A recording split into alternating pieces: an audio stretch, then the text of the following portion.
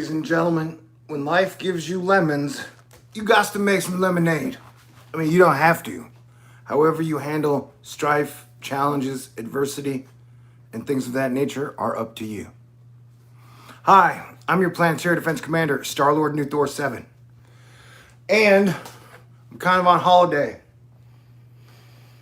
Because for the first time today, for the first time today in a long time, there are like no tropical cyclones whatsoever in the ocean. So I thought I would B-52 shooters, hey Andrea, hey Noodles, hey Reckon, hey Raw LMC Apex, hey Amidst. You guys are awesome.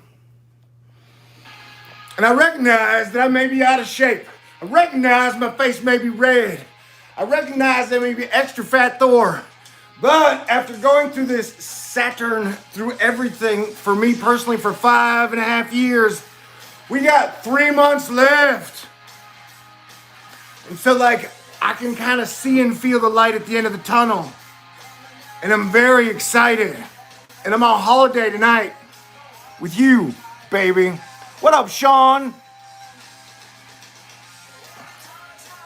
Shout out to Spiker as well. Shout out to all the cool people I've ever known. Shout out to my mom. Shout out to Texas Angel. Shout out to my dad, my stepdad. Shout out to all of Asteroid Fight Club. Shout out to Robert. Yeah, what I know is Monday's gonna be a super clusterfuck. Monday is when Saturn stops from going retrograde and starts going back direct. So you can go out and see the moon, Saturn, and Jupiter right now. They're gorgeous. They're in a triangle and they just look beautiful. Gorgeous, spectacular.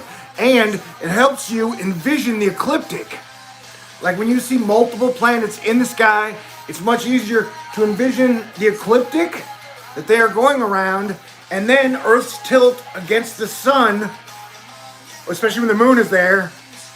So if you can visualize exactly how the planet is tilted, exactly how it is spinning around the sun as the stars spin around us, you can visualize all that. That's a pretty good mental exercise, and you have a good imagination.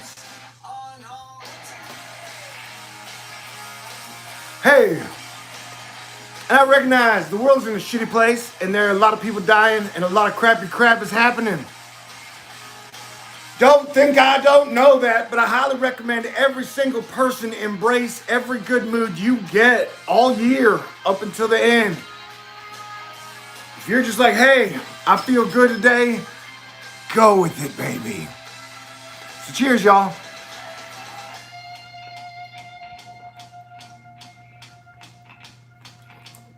Technically, I love my job.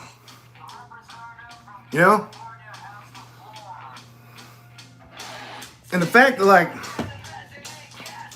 I can buy a $10 glass elephant, $20 upgrading. And someone as a gift gave me some fancy tobacco that I can smoke fancy tobacco with you, my friends, on a Friday night. As I'm taking a break from all them fucking hurricanes and cyclones and tropical storms. Oh, on that note, all my intel and data says that Louisiana got fucking hit hard.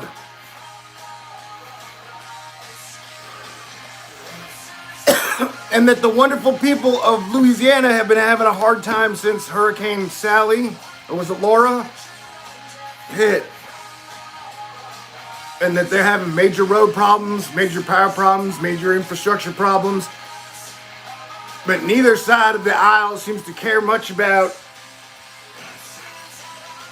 the states. It's like I was trying to, something I've been talking about for a while. Like, all right, which states, when people talk about fuck California or fuck Puerto Rico or fuck the blue states, it's like, which states do you guys like? If you're mad at all these blue states, when do you go to bat for your fellow Americans in the red states? Iowa definitely needed it. Remember when the dams broke up in Minnesota? And Louisiana got hit fucking hard. That I did not oversell the damage factor of the hurricane And it destroyed a whole lot of shit. It had 17 to 20 foot storm surge, and it just tore up a lot of Louisiana's infrastructure. And they've never been a rich state. I love Louisiana. I don't know if you've ever been there. I've been there a couple times.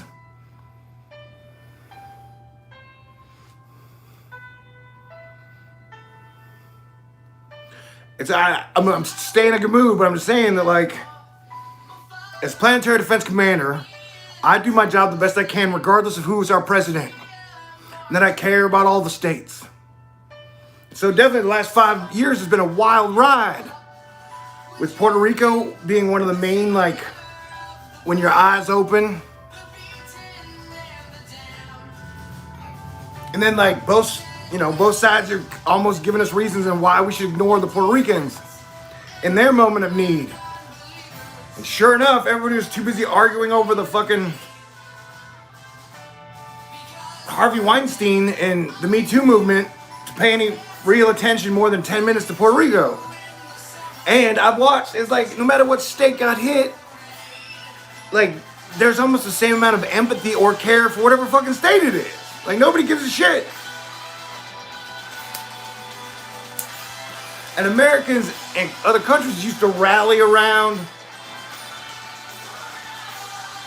other countries.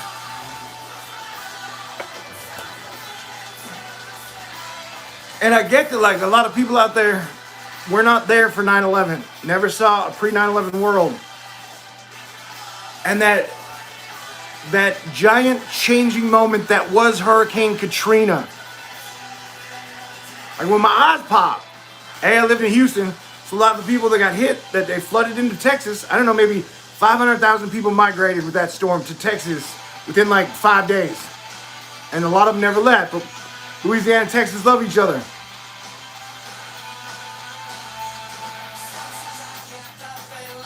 But the whole thing with, well, like, you compare the 9/11 moment where George Bush stood on top of all the rubble, was like, we're all in this together. And fast forward to, like, Katrina, and then it was Kanye going, George Bush don't care about black people. So it's like a weird, and then now we're like 2 points after that.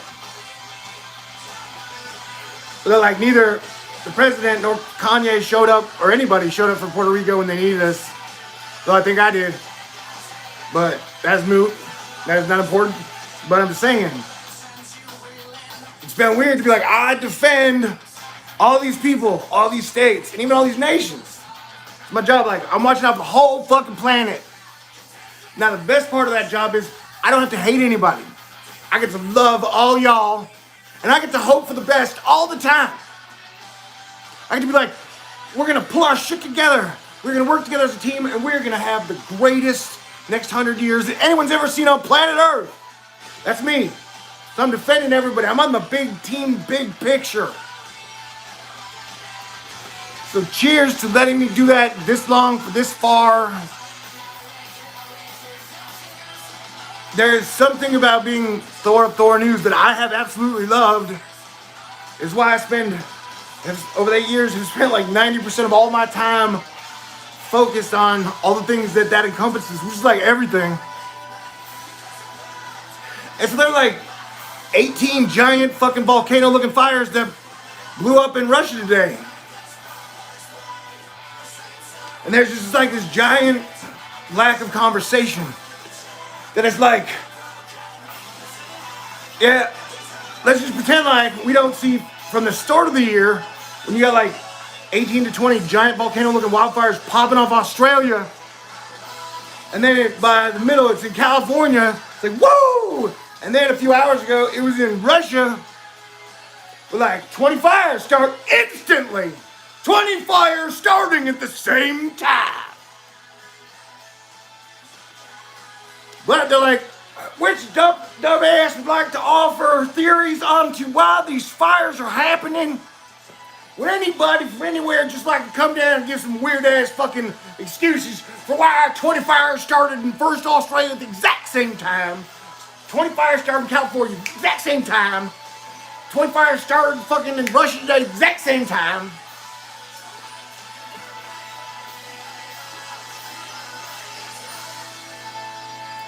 And so it seems like the basic logic of it, the point of it, like all the shit that's happening. So like everybody agrees to not deal with the actual shit that is happening by making up the most gossipy National Enquirer, like fishtail campfire story ever. And it doesn't even have to be that entertaining. Just it has to be something you can fit in like a bumper sticker. George Soros did it.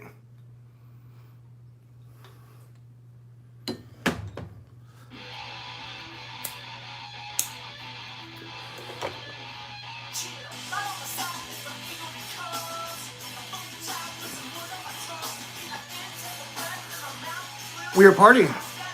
I'm just saying. It's crazy days. And Mars will be getting closer to Earth till like I think the 6th-ish. Okay, but here's the deal. Over the last few years, every once in a while I will say, I am the God of war. And where that comes from to me is the whole concept of the Jesus Christ 1,000 years of peace.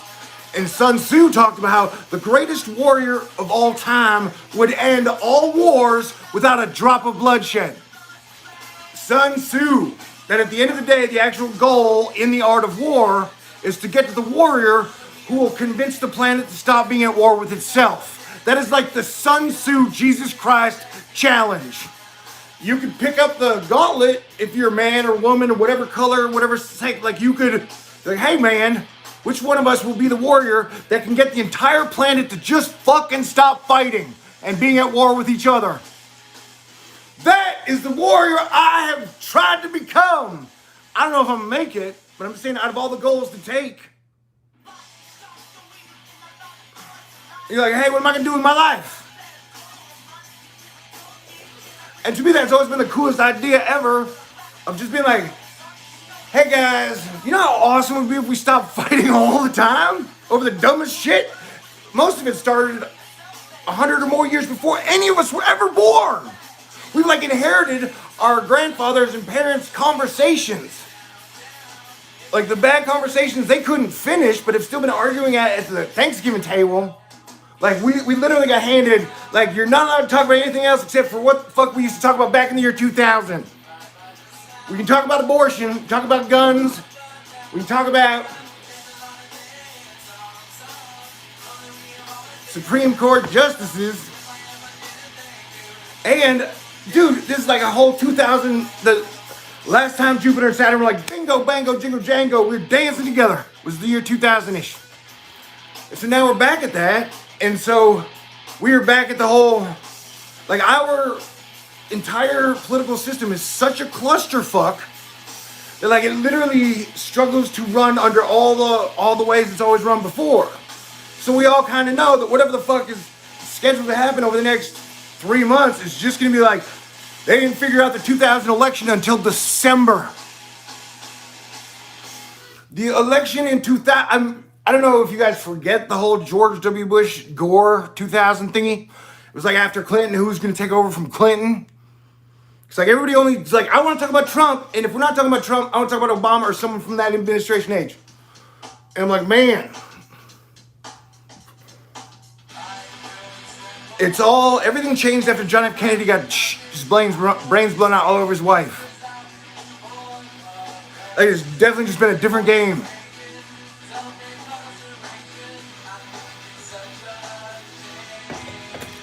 And that on some level, you definitely need to be working under the guidelines that the guys who control the rifles give you. Cheers to all the peacemakers. And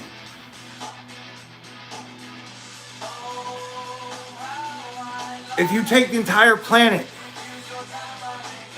and all the time in the last 120 years, there has been, if you take all the people and all the people's time being spent, a large amount of the world has been at peace the majority of the last 120 years. They may be fighting in skirmishes and battles. They may be arguing, but like you're talking about the little time that humans spent killing each other versus the time that they did not spend killing each other. over the last 120 years of all actions taken in and then put out, that we have existed pretty fucking peacefully as a giant planet of over 1 billion people for like the last 120 years. A lot of shitty shit happened, but at the end of the day, everybody kept it together and we kept moving forward as one.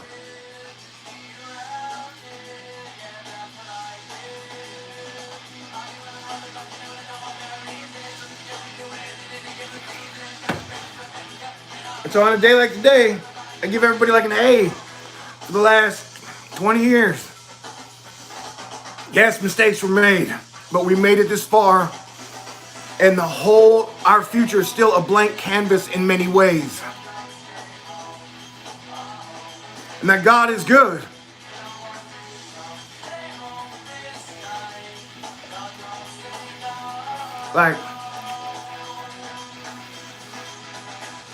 You ever think about the relationship that God has with the animals?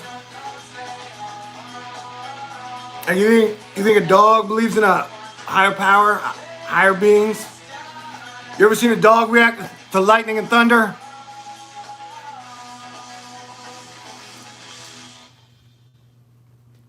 The majority of the time, it seems like to me, dogs are like, I got this shit under control, I just regulate. Or I let everybody know which territory is mine. It takes a lot to freak a dog out. And so every time I've been around most dogs, when lightning and thunder happens, dogs are like, what the fuck was that? Or fireworks. So I would say, I don't know, lightning, thunder, and dogs, or horses. Horses are way better dealing with lightning and thunder though. So in all this, they say we've killed 65% of the normal amount of projected species on Earth from 80 to now. So I'm like, dude, take care of the butterflies, take care of the animals, treat them good. At this point, I'm not saying, hey, we're gonna, like deer hunter, a lot of times in some areas you get so much, I would like to have a hut where we treated the animals amazingly, but that at this point, the 100-year, I don't know, the spirit of man hunting animals, somewhere I feel like I gotta go vegan and give up meat. Anyway, what's it talking about? That taking care of the planet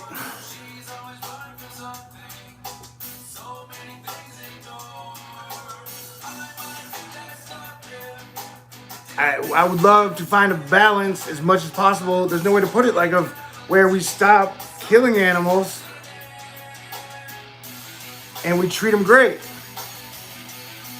But we should start with treating animals great. And I'm not taking away deer from hunters or pigs from bacon eaters or people who love chicken, because chicken is fucking delicious. I'm not we have to do way better to even consider that as a team, I would think. But at some point, it seems like a natural progression in whatever humanity is going to be. And that when you turn to the trees, they give us fruit. Now, there's so much, but that's always a weird science fiction-y concept, because people are so unprepared to even imagine that. If you're I'm paying you to write a story. All right, write me the whole beginning, middle, and end of when planet Earth went from we eat animals to we don't eat animals. When does that happen? Is it year 3000? Is it the year 2100? Is it the year 2033? I don't know, but I'm just saying, it seems to come in a natural progression thing. But maybe, I don't.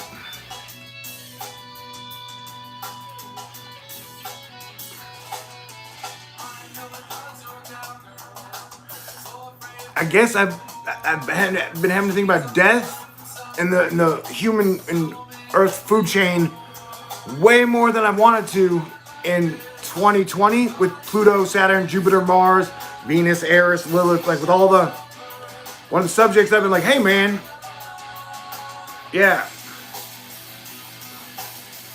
And the plague, these are not fun fucking subjects.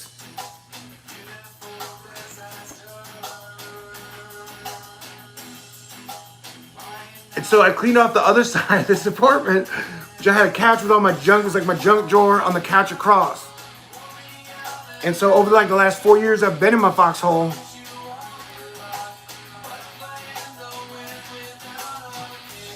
Like, y'all have...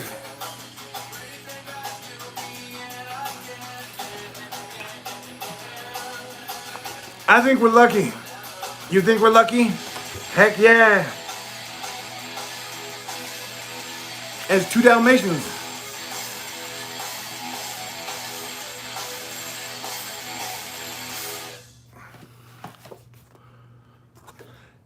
Everyone has an image of what the ideal friend should be like.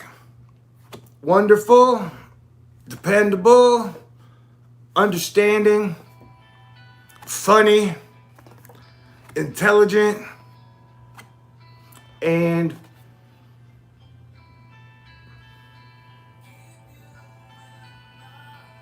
I think it's a tiger. But it has marsupial qualities. I definitely ain't a perfect friend. I have to do the best I can.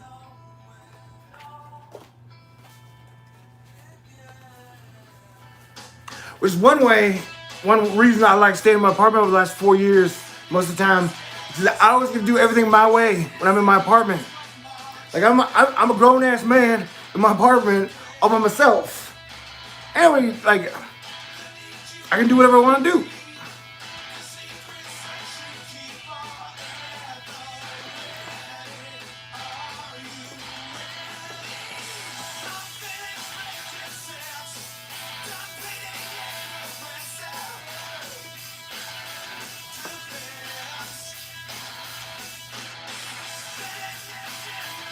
Because it definitely seems like over the last 4 years, believe in yourself. As the system's been breaking down, above and beyond. That's giraffe. Giraffes are super cool magic.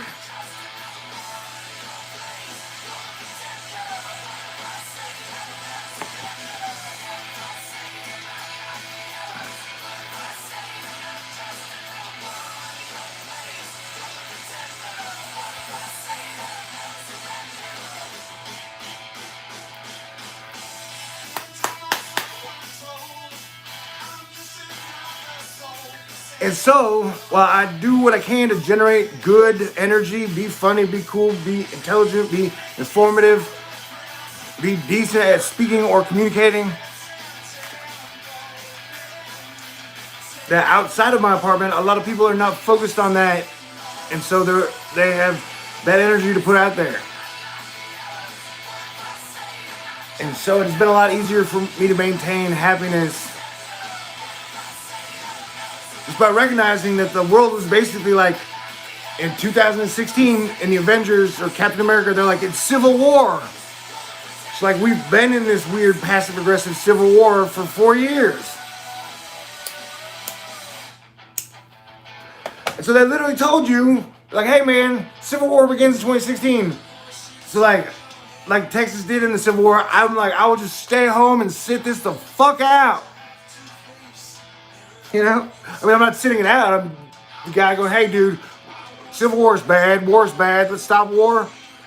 100-year Earth truce. It's a good place to start.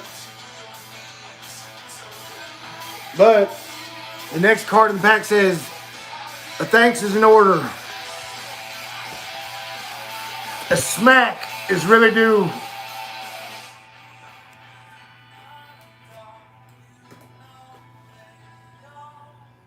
And I love you. And we all need a good kick in the ass sometimes.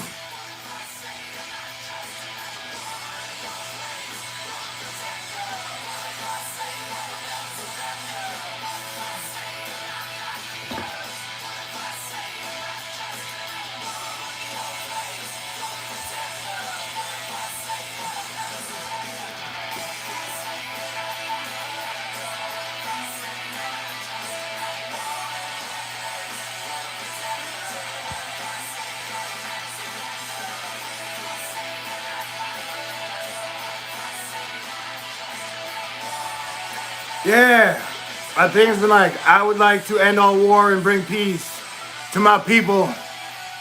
It's always been kind of like my thing.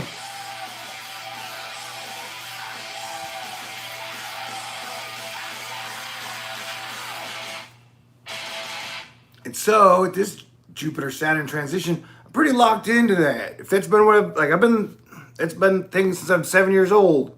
Like, dude, wouldn't it just be cool if nobody on the planet was at war anymore? That would just be awesome.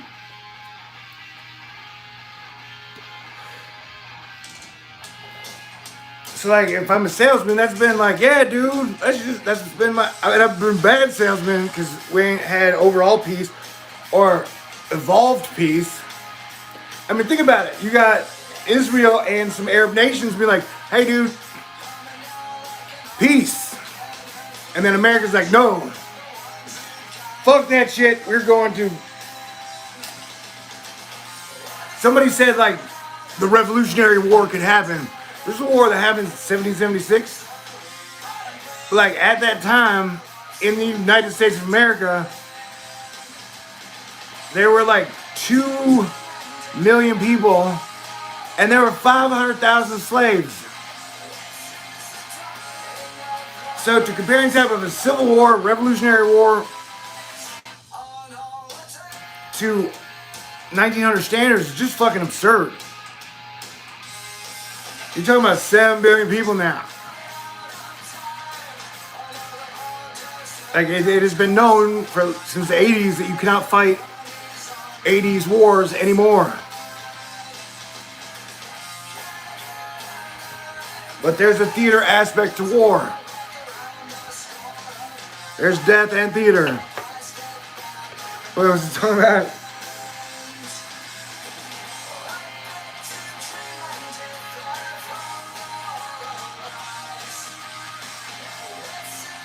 So yeah, things are weird.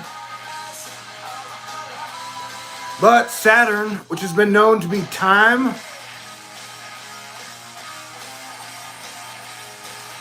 and is like supposedly the father of Zeus, elements, you know. I think planets evolve as well, just as we do. As we live and we learn, we get better. I definitely think Jupiter gets better. I definitely think Venus and Mars and even the moon get better. Like, the sun has definitely improved what it can do since I've been on Earth. The sun's been waiting for us to catch up for a while.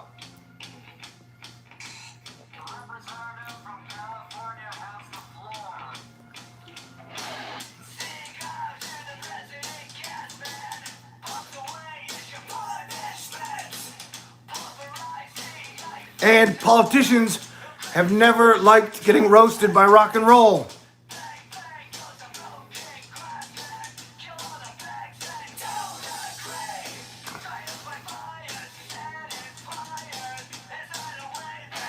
And so in this weird negotiation between Aries, which is the youth, and then Capricorn, which is the baby boomers, like the millennials and baby boomers,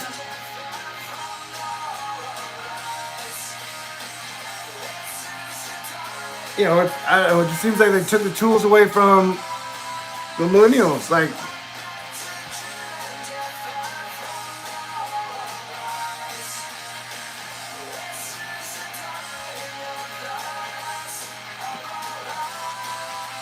music is like, has been one of the absolute biggest players in everything that is happening in your world since the 60s.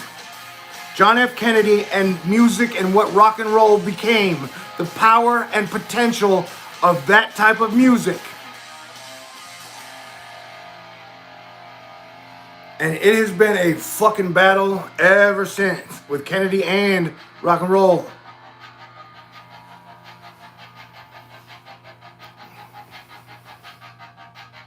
It's like it's like the volcanoes, just another elephant in the room.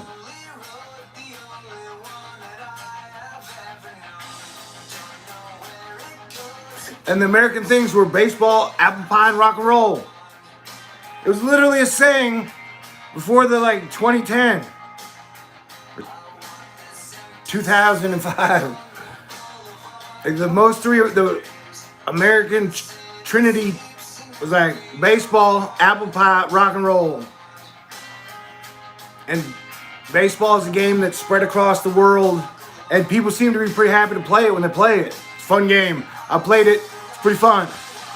To get a hit is a great feeling. To catch a ball with friends in a scoring fashion is fucking awesome.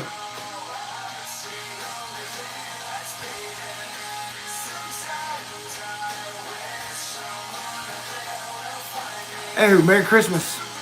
Happy holiday season.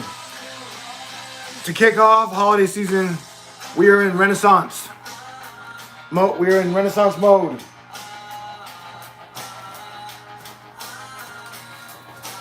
So the Renaissance has begun.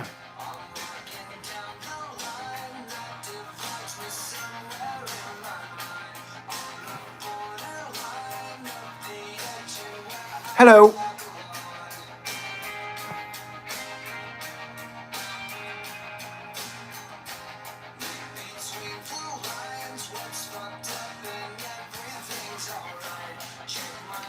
Whoa. Hello. Are there any questions? Would anyone in class have something they would like to discuss?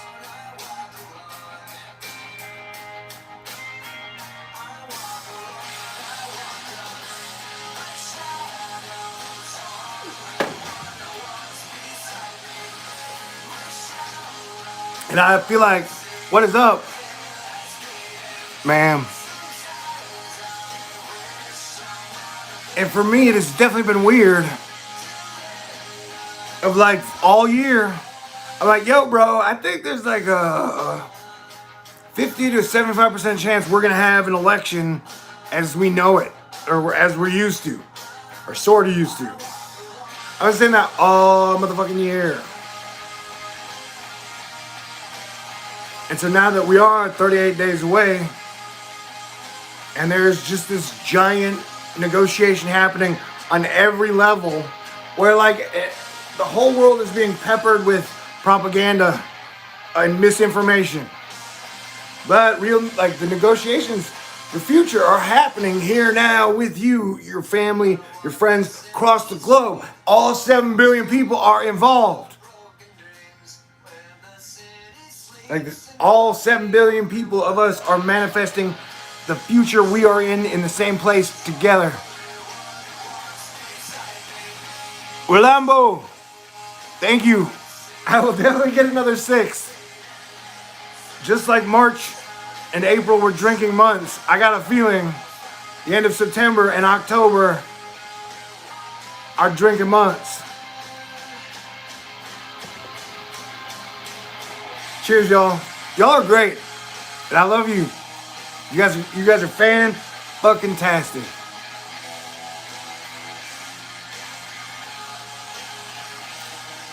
And I'm very excited to take days off from hurricanes. I think we're not competing here. This isn't a competition. But if you guys had to like pick a top 3 or 10 people out of 7 billion who covered the North American hurricane season so far, from the very start, before the start, up until now, I think I'm in the top 3 of people who literally just flat out did a good job at communicating all the risks that were coming or possibly coming your way. I feel like I did great. I've done great. And Cranky's done great. Although the scientist aspect of things, sometimes scientists argue about their definitions of things. So having a big, weird debate about wind speed and category hurricane definitions between the two sides of weather Twitter were weird, but we did great. Like, dude, I was before every hurricane since Maria, I ask, how many people are gonna die? Where they're like, whatever, every meteorologist out there, like, I don't know what questions they're asking, but I'm like, how many people could die? And how many people can we prevent from getting killed in the fucking hurricane?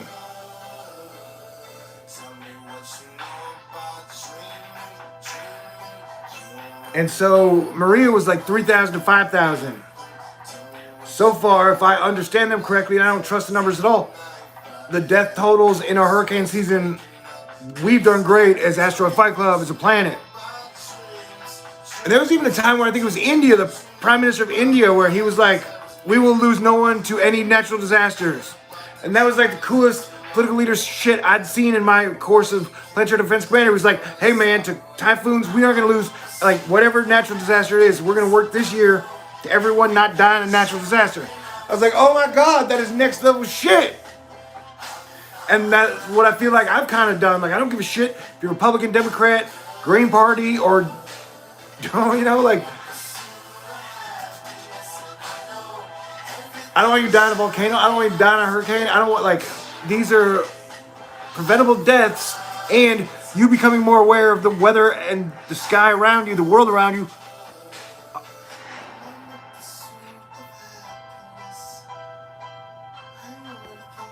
Everybody loves wagon breath. You guys are great. Forgot what I was saying.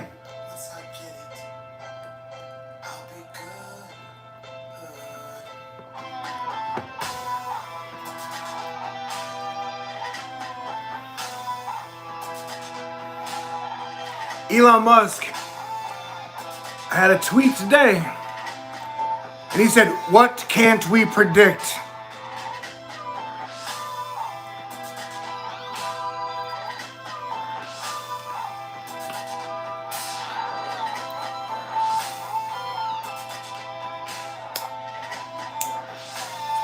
And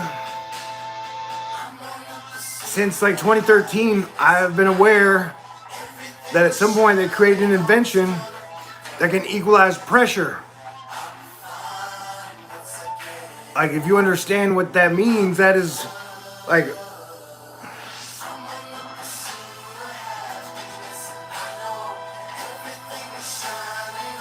you know, and then you get into like concepts of unlimited pressure. Anyway, being able to regulate pressure, whether for space travel or whatever's happening on Earth, that is just like a monumental thing that, like, even like, it made me wonder, like, how does this change the Navy's strategy going forward? Like, if you can equalize pressure around this time to where you can literally get as far underwater as you want to be,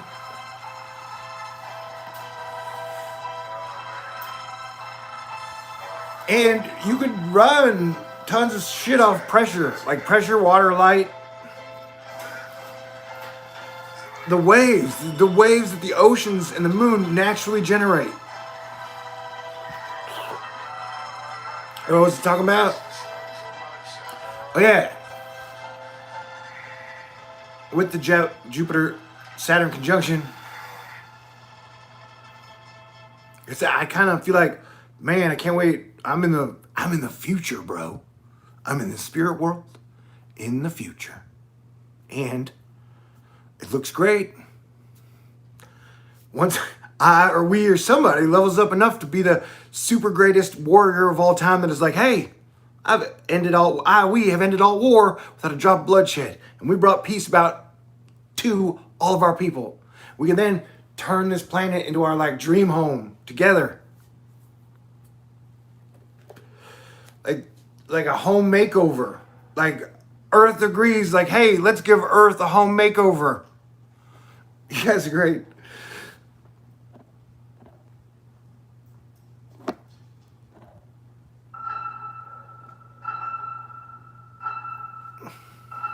Thanks.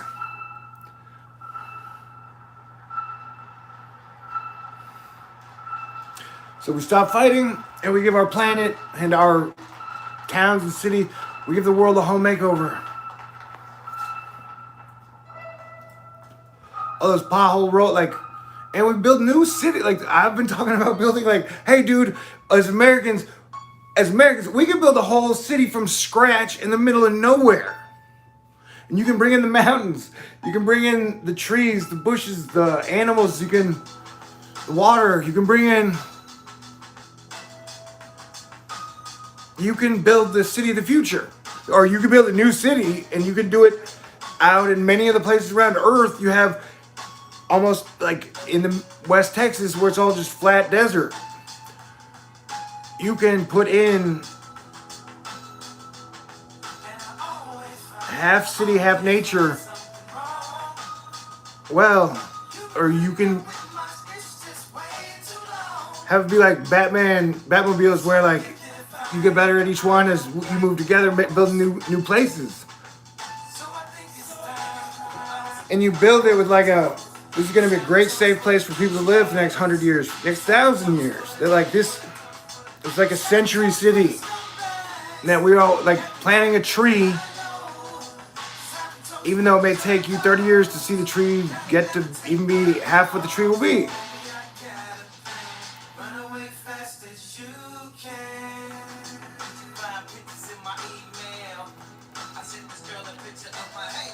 Whoa.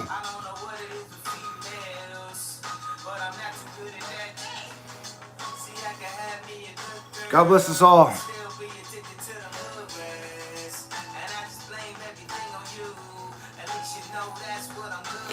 It's definitely helped. Like my mind writes movies, or my movie writes minds. And so Quentin Tarantino was like, dude, I made my 10 films. I did what I said I'd do, and I'm done. I was like, all right, but you know, there's still a lot of wiggle room here. So he's a big Star Trek fan.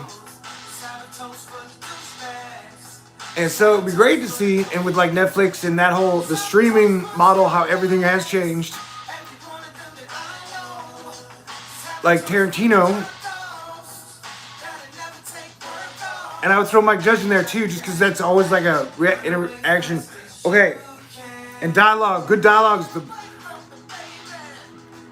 the guys who can write the best dialogue ever. Those have always been like guys that I'm like, what the fuck are you saying now? Was it saying? Oh, so the idea of like if Tarantino was going to do like 100 episode Star Trek show, and that every 10th show you can release in the theaters is like a movie. So like every 10 points in you could literally have them as an event that you really want to come to see, 3D, whatever. Just like out of the 100 episodes, you would have 10 movies. Although there would just be shows, so it wouldn't break his "I'm only making 10 movies" rule. There would still be shows. What I'm trying to say is you can release the show in a movie theater and make every 10th show a super like movie cinema-like event that makes people want to pay the extra money and get a bucket of popcorn and bring their family and friends and go watch. Like James Cameron and Tarantino are two of the guys. Like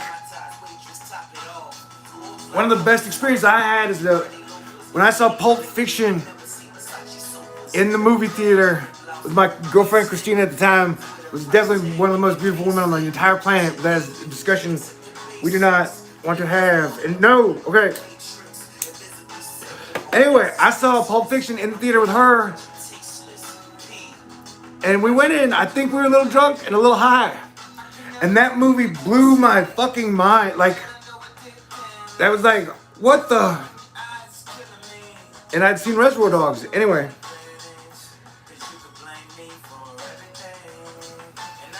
Like, he just gets movie making.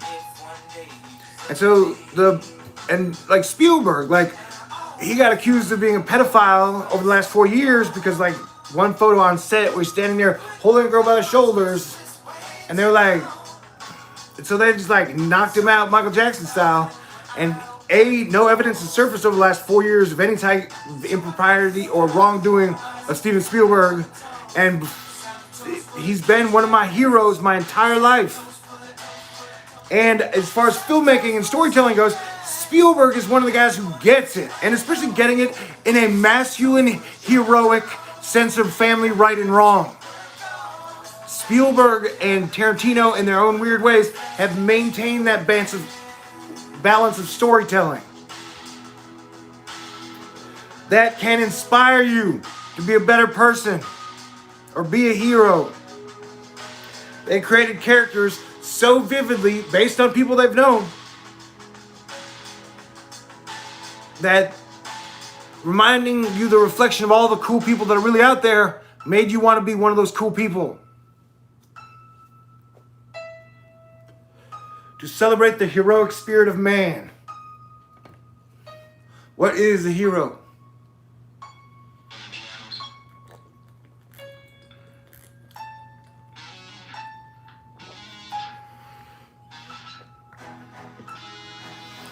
And there has been the whole weird thing of like accusing anyone who's involved in any capacity with Hollywood of being like some weird pedophile baby eater. It has like almost brought like, it just stopped. We're like, of all the things that we're canceling or getting locked out of, it started with the space shuttle, and now it's like movies. We're like, even starring in a movie or a TV show instantly gives like 43% of people to be like, they're fucking evil and satanic because they were on the big screen.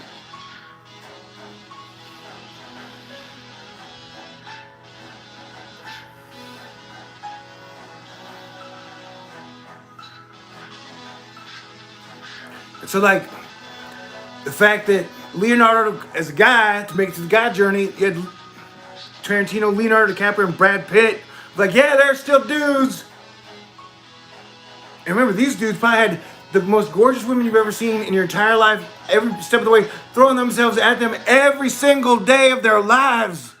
You understand what type of pressure or weirdness factor that is to be that. Anyway. But I was saying there, like in screenwriting, there's an old saying of like, you want to write a character that the women want to make love to, and the men all want to have a beer with.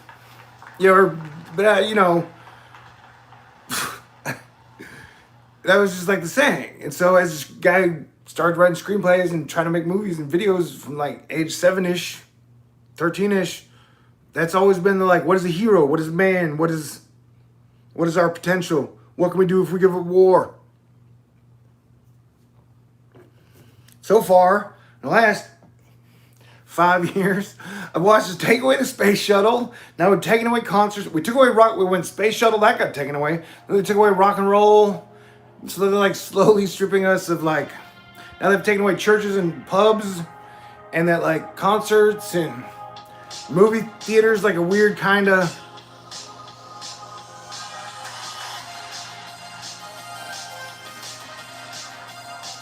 And honestly, between us, my drinking buddy, I gotta get another beer. But I stopped watching sports when I started Thor News. And so to watch the entire effort that like goes on to keeping up pro sports in some type of semblance, to me is, I've been talking about the Aztecs and the Holy Roman Empire lately. And that is such the whole Colosseum factor. Bread and circus, guns and butter, that no matter what, out of all this shit, of everything that is going on, their two main focuses are keep up the bread and circus stadiums filled to show that we're doing okay, and keep the stock markets high. So they're like two-pronged. It's what it's felt like has been the strategy of the 2020. Keep the stock markets high so everybody thinks it's working, and keep the fucking coliseums filled with gladiators and tigers. And no matter what happens, as long as those two things are happening, people will be like, hey, we're doing great. And so I've been tripping out for like 14 days. Remember the whole Mayan calendar 2012 thing? So we're like the whole Mayan energy, Aztec energy, Spanish Inquisition, and the holy, like the 800 years of the Roman Empire energy, like all of this energy is just fucking flooding into me around. Although I think I understand, I'm better now than I was in 2012. And so whether it be Eris or Pluto or the Aztecs, I've told y'all that I've been a Star-Lord for a while. And I don't make those claims lightly.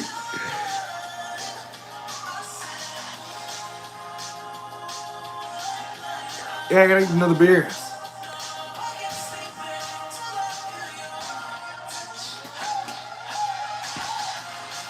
And so then like if I could sit down, you are amazing, TK. Thank y'all. And that, so like in a movie kind of way, like the whole Tarantino Star Trek thing. But so in my mind, when I see it, I definitely got the main idea when I saw Seth Meyers be like, I'm the reason Donald Trump ran for president in 2013. And he's pretty much right if you go watch it. And then it was Bill Hader and Fred Armisen. Like,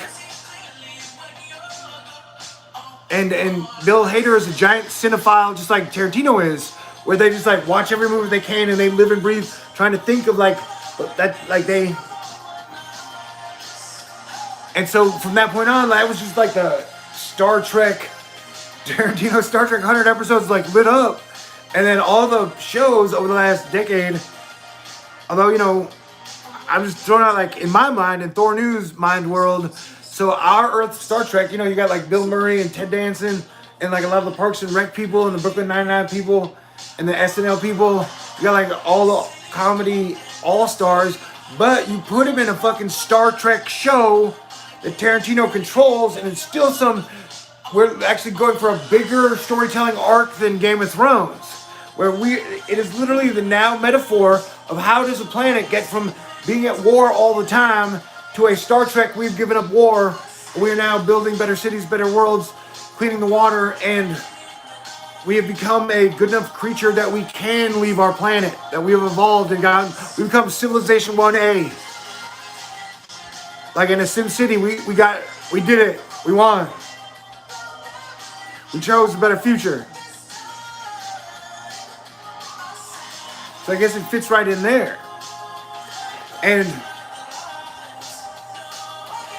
to me, the whole Game of Thrones summed up the, like, whatever you talk about secret societies or richest families. In many ways, to me, the Game of Thrones was kind of like an update if you're trying to tell everybody, all right, this is what is going on. And it was very ambitious for them to tell that story to us. And we were, that's the situation where we're in, where everybody's like, oh, that's the Illuminati there. Everybody's totally united all the time. Well, it's 2020, bro. And there are like 60 to 3,000 different gangs or families or groups that are super badass and have some type of weapon that could fucking end all life on the fucking planet.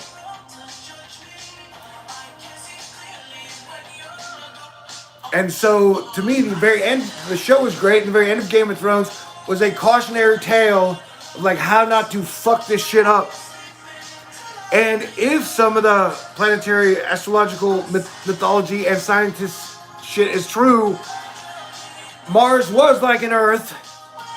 They fought some type of super technology World War III, and they tore the whole fucking atmosphere off of it. And it was a lose-lose situation, and they killed everybody and everything, although some shit may still grow and live here. And so, just as that was kind of a cautionary tale to how to handle 2020, Game of Thrones was a very big cautionary tale on how to handle 2020. And so, you know, we've had people, like, it's almost like pitching stories to the public, where we've had people on YouTube selling, all right, here's what you get. We'll give you some New World Order and some Pandemic 2030. All right? How's that sound? You want some Pandemic 2030?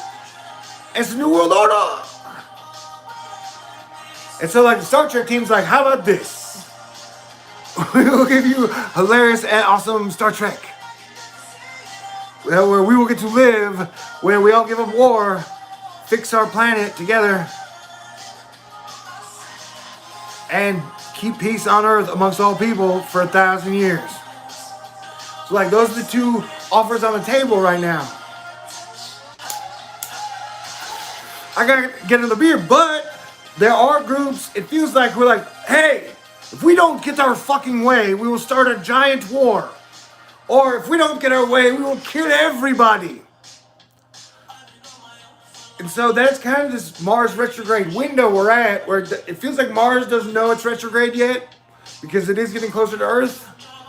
I'm like, hey, dude, and all those times that I said I was the greatest warrior on the planet, I was the god of war, I meant that in a Sun Tzu capacity, to where like, hey, yeah, the greatest warrior or warriors will end all war on the planet without a drop of bloodshed and bring about peace.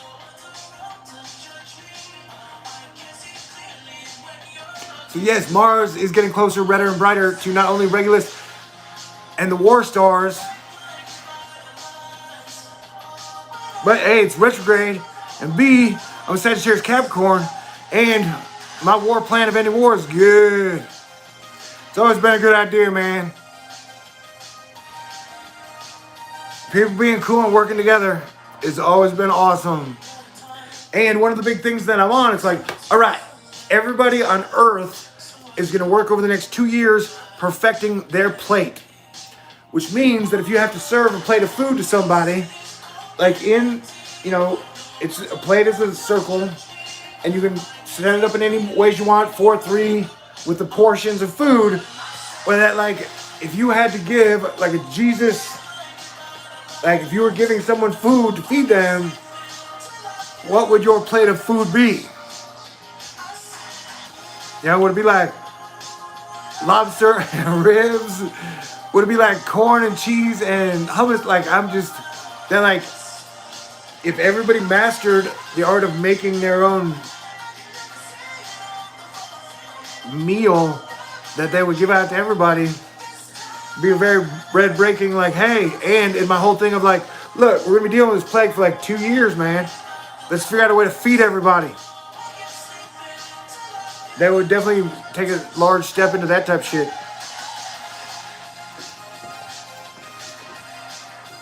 And like I said, why don't we feed everybody every day? It's like kids that show up at, when I was talking about I don't have kids, but you guys are like, all my kids, it feels like I'm the godfather of Earth. And so just as you want students, if they show up, their parents can't afford to feed them, the school feeds them. Like, it's the same concept as Planetary Defense Commander. Yeah, we have enough food to feed everybody. What is the reason we don't feed everybody again every single day?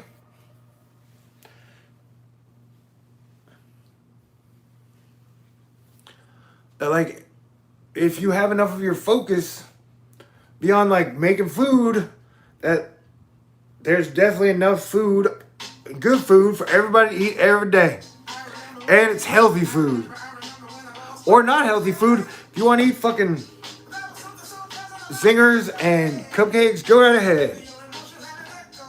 It's kind of like with me. I chose to eat a bunch of Starbursts and Ding Dongs and oatmeal pies. And so if I get the virus, I recognize that my previous choices would impact my survivability. Which is one of the reasons that I'm trying to stay away from it, while at the same time enjoying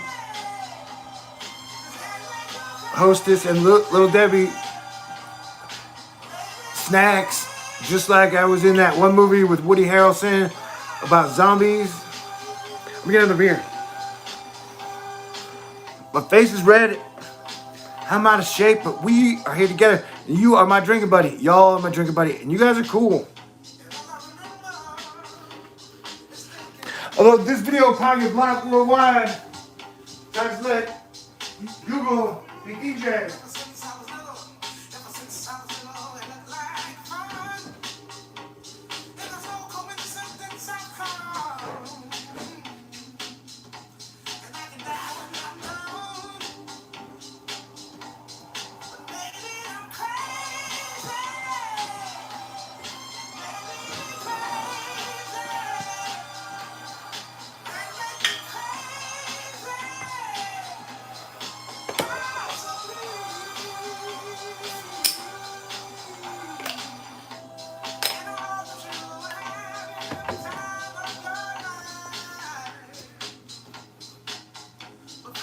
You guys see this?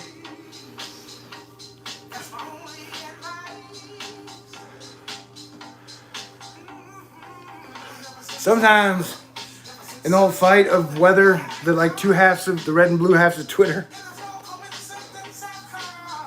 they would say, you believe in cartoons.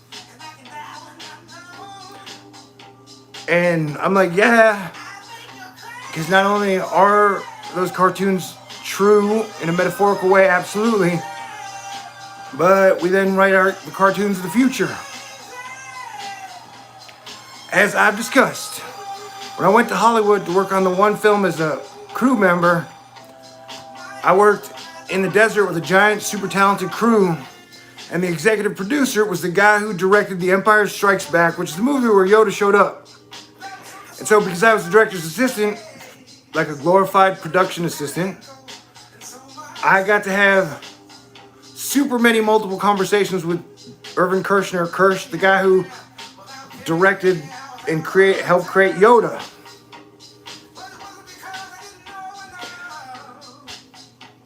And so, I spent a lot of time talking to him about Boba Fett, the Mandalorians, his armor, you know, because the Star Wars universe had not grown by many more. The first new movies were just barely coming out. This is 96, 97, 96.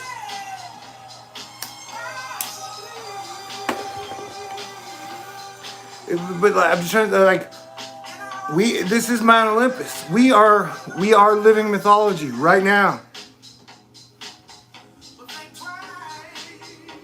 And the planets are like gods. Like, yes, I believe in Jesus.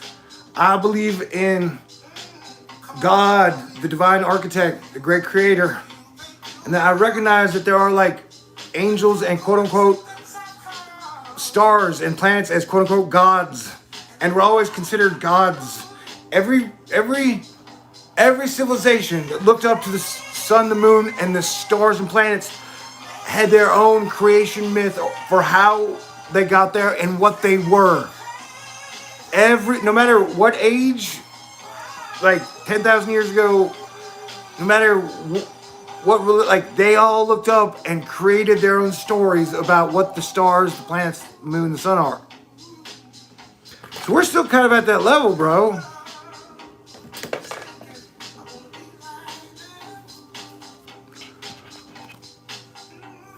Gracias, thank you. Mera, danke. Gracias, thank you. Mera, danke. Gracias, thank you. Mira, merci. Merci.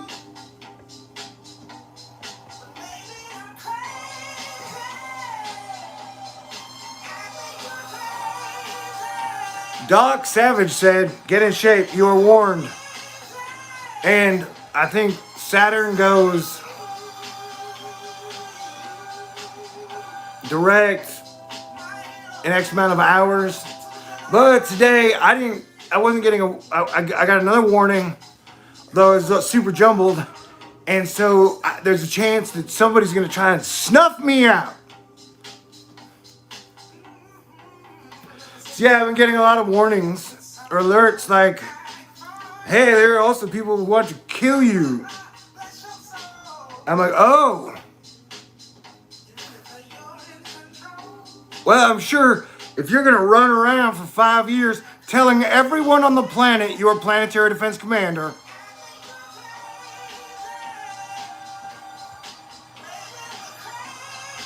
someone's going to try to fire me like a supervillain.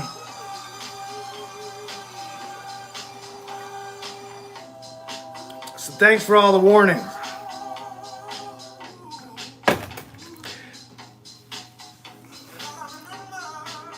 And I get the feeling Potato and her associates are like, look, we're just fucking straight up sick of you. We not like you. We wish you're not here. But somehow I'm just still around.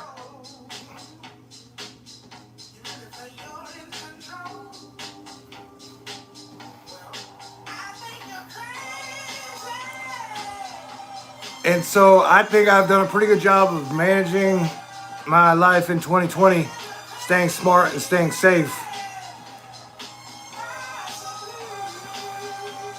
And so I'm going to get in shape when the time is right. And I do plan to super fucking party on my birthday on December 19th. And then we got Jupiter and Saturn in the sky together. And so in one way or another, I'm going to go enjoy that. Like as a 3, and it'll be like my 8-year Thor News anniversary run. Like I plan to be prepared for December extremely well. When my 5.5-year journey of all Saturn, all the fucking time with Pluto, Saturn and Jupiter enter Aquarius from Capricorn, which is Saturn, on the 20th of December. So I plan to be in shape and be at some type of a half fat Thor, half the Thor you guys are used to in the comic books and the movies Thor. You know? I got it all down.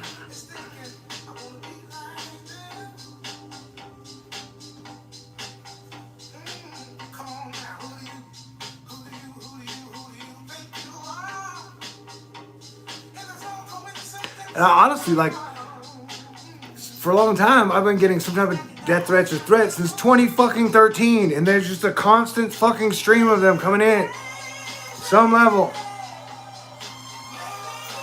So the fact that I'm still here, even here with you, is like a super giant mega miracle. And that in my own life, they're always, if I open my front door, there's always a bunch of red alerts just hanging out on the porch. I'm like, well.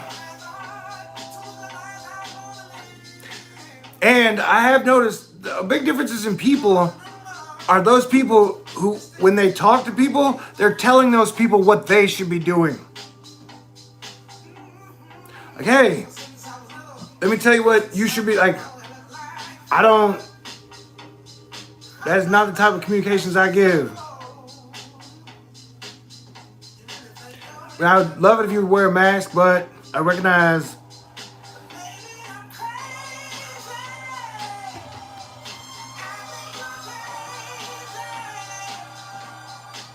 with like Saturn going direct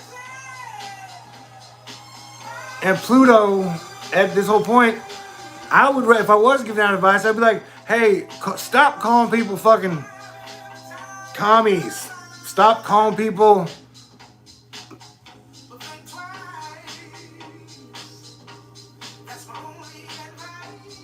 names. Stop calling people like,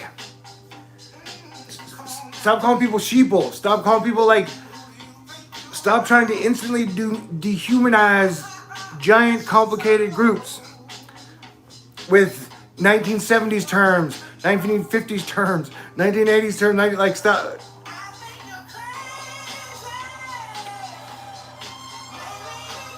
Stop calling each other names. They ain't helping shit.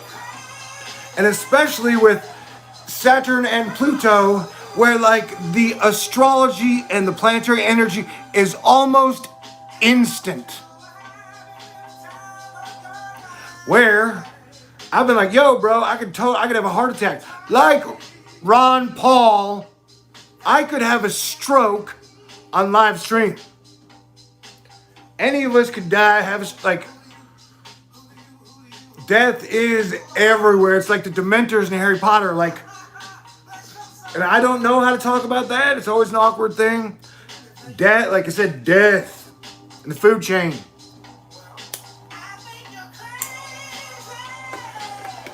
And so it's like, I'm trying to be extremely passive on the advice I give. I'm not telling anyone what to do. I'm not trying to force my beliefs on anyone. I'm just here hanging out with the people that I love because I can feel you out there.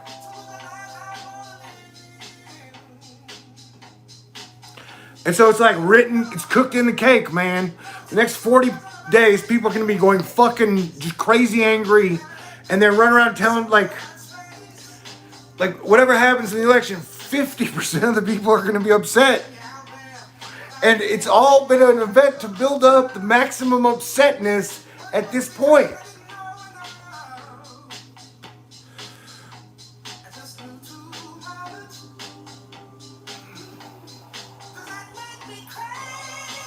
We've seen 2 hydrogen bombs detonated since the fall of autumn. And so on a planetary defense commander level, by drinking and smoking and staying in this foxhole, so if I leave this foxhole, I got people giving me advice. I'm like, look, man, I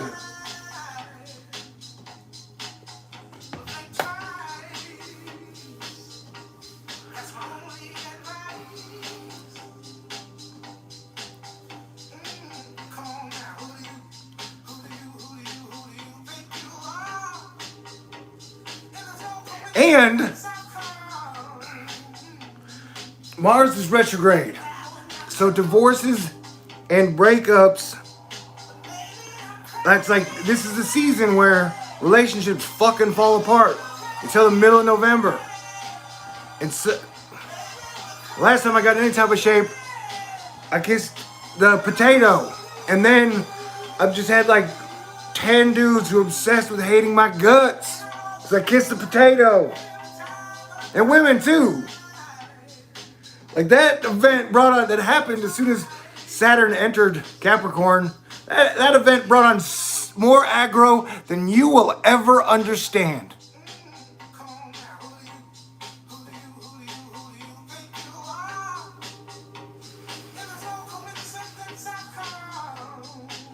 So, it's like by being overweight and red-faced, I've tied myself to the mast, like in Ulysses.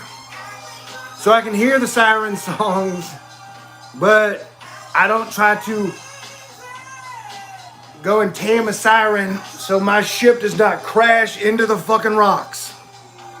And I definitely feel like over the last 5 years, I have watched so many alpha males lose their mind and just stay on that chasing the dragon quest. That whatever Eris and Lilith shit that has been happening and Venus since 2015, the whole Scorpio aspect to it, I've taken that as seriously as possible.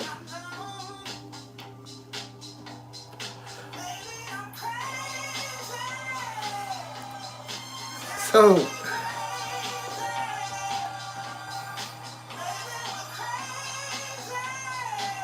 it's like, think about it. Even all the women I feel like I could date or that I could get along with, and we would have like equal gravity or gravitas. Like, they all have a giant entourage or group, and they all have anywhere from 10 to 100 guys that would kill or hurt people just to get a chance to date them, or if they thought they got a chance.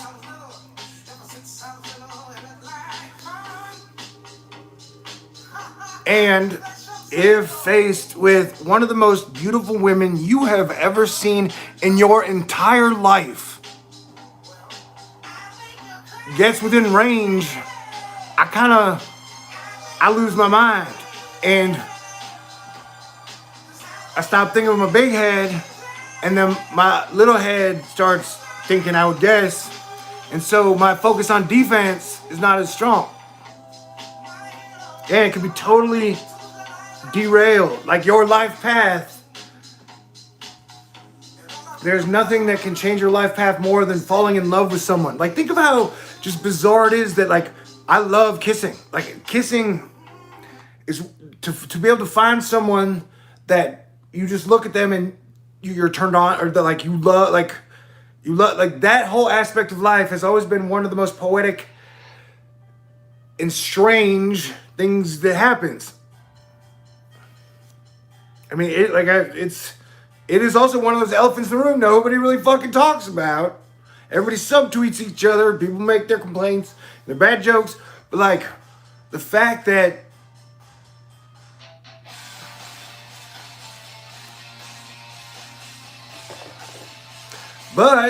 like when the life path change of kissing, like there are very few things. When you find someone, you're like, hey, I'm making this type of an emotional and a heart and a physical commitment to, and for me, I'm very picky, very, very picky. But when you do that, nothing changes your life path, and you're taking in knowledge and data and the data, like everything you're putting out. It's a huge... So what I'm trying to say, Doc, is I feel like I have been super tactical with my strategies post 2016 of as like how romance goes.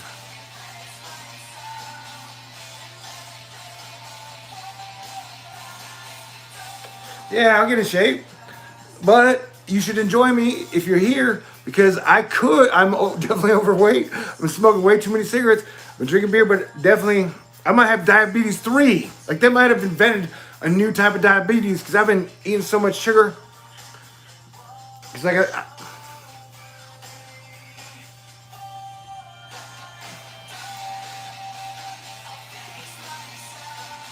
but by staying heavy and not focusing on my looks, I stay out of a whole lot of trouble.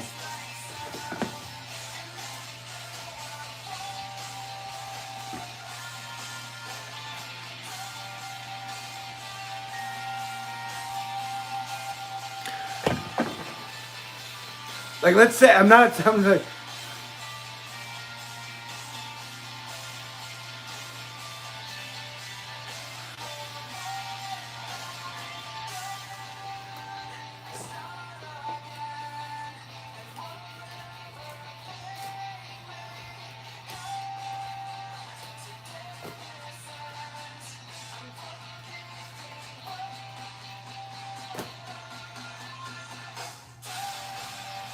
and so it would be great if after 8 years, when I say, hey man, get on board with the Mask Project, you would trust how seriously I take my fucking defense.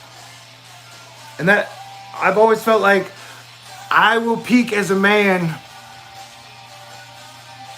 when I'm ready. And that from 2022 to 2027, I should be hitting on all cylinders. So that everything I've done has been leading up to the best decade we are ever going to see. And I am going to be a part of that decade.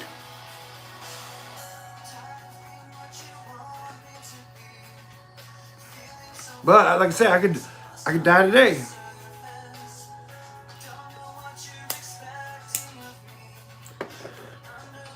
I mean, it's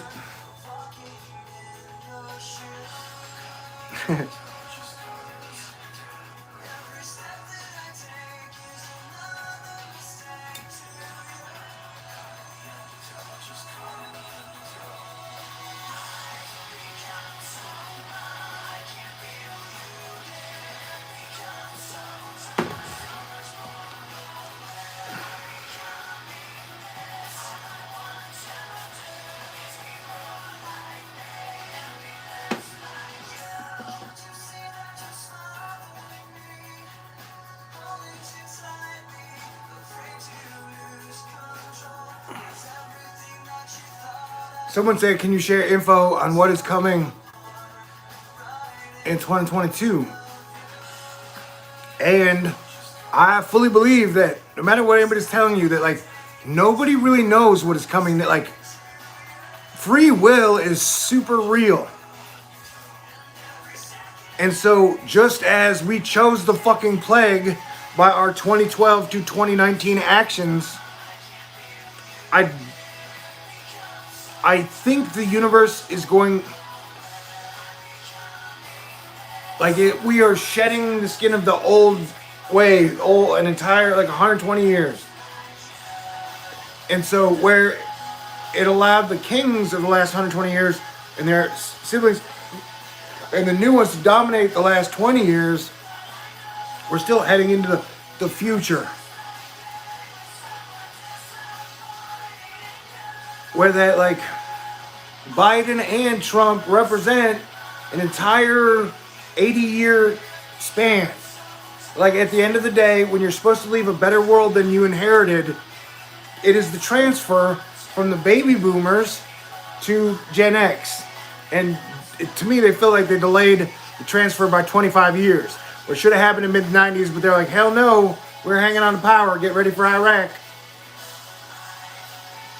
But at this point, it seems like a course recorrection. And so as generations are supposed to learn from each other, like we are finally, like the Gen X is finally getting to like feed everybody and bring comedy back and rock and roll, like to run out of reasons for war and fighting. I definitely believe we are headed in that direction. And the steps that will be taken to get us from here to there, I don't know. Like I said, the fact that I've dreamed many times or envisioned a planet at peace. If I died today, I feel like I've helped contribute to that seed in the universe where somewhere there will be an Earth-like planet and they will be as talented and as big as our family and know peace. Know what it means to work together as a 7 billion person team. They will be part of the things that you can build with a 7 billion person team. They will get to hear the symphonies that you can write when you have a 7 billion person team. And so that if I die today of a stroke or bullets or tomorrow, I'm absolutely okay with trying to dream write that shit while I was here. And if God and Jesus and the Holy Spirit were handing out points, they'd be like, hey, yeah, this kid probably gets some extra points. Wanted to take good care and be a great camp counselor to all the animals, Mother Nature, and the people. My Christianity is that deeply rooted. And then I recognize every one of us sees the world in a different way and has our own goals. And now when I hear fellow Christians talking all negative all the fucking time, they remind me of Aztecs. Because like Elon Musk was saying, what can't we predict? I'm pretty sure there's a lot of shit God can do that in the Mother Nature that none of us can predict.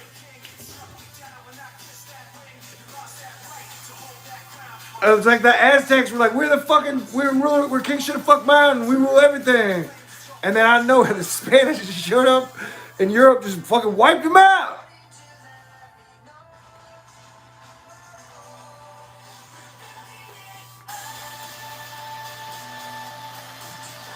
Although I feel like my situation's different, where I got like 3,000 tribes that are all aware we're all here.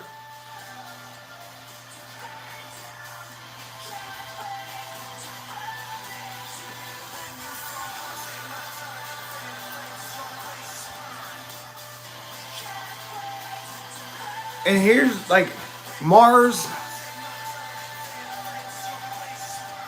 is very short-term planning. Mars is like passion. And so Mars is not good at medium or long-term planning. It's always been a Mars weakness, bro. So like you have 26 months while Mars is direct. Then you got like 2.5 months where Mars is retrograde. So any type of action, or any type of like attack or any type of something you have to push on the universe or anything, like you just not got good look zone. And so what I'm saying is that like the people that had power from 2012, let's say the financial collapse, or even to like, I don't know, at some point, as the 20 years of all Mars, that the later we got in the tooth with the Mars 20-year generation, the worse they got at planning medium and long term.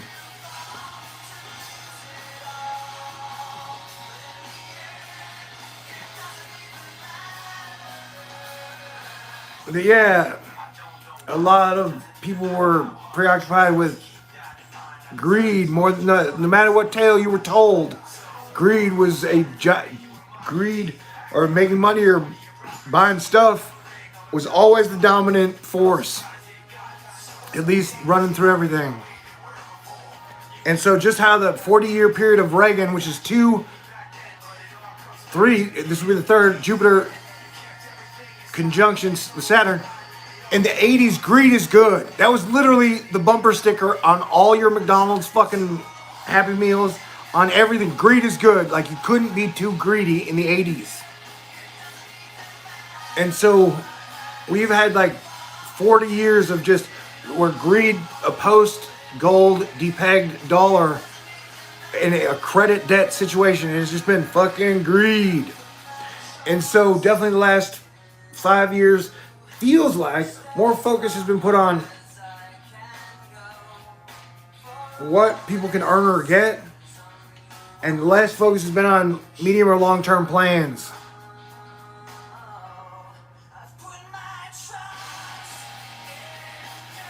And so whatever work you were going to do from 2012, like, to affect the next year, the majority of that work should have been turned in before 2 weeks ago. You guys from like 2012 to now to turn in all your homework for holiday season. Now, like, holiday season started when Mars went retrograde. Where it's like, all right, it's time to stop the work, stop the, like, not about the business, but it's now focused on the holiday season, which has always been very big in Americana.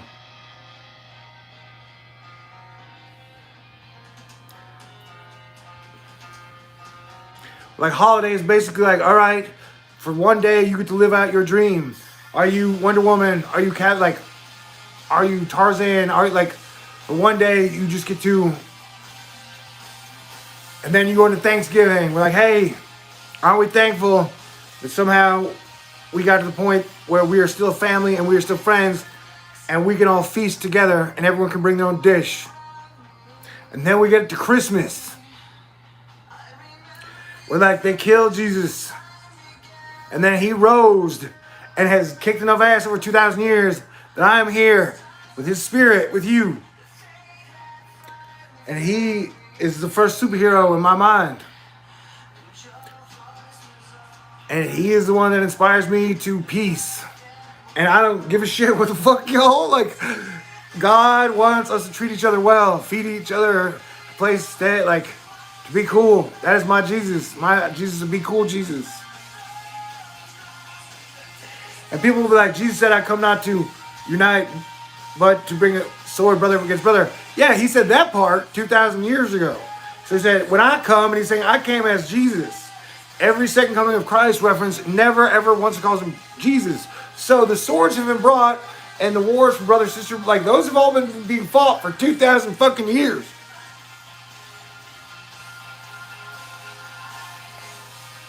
Like I said, at the point the Aztecs were, like, sacrificing thousands of people yearly to make it rain and to bring about eclipses, Jesus had been around for 1,500 years, man.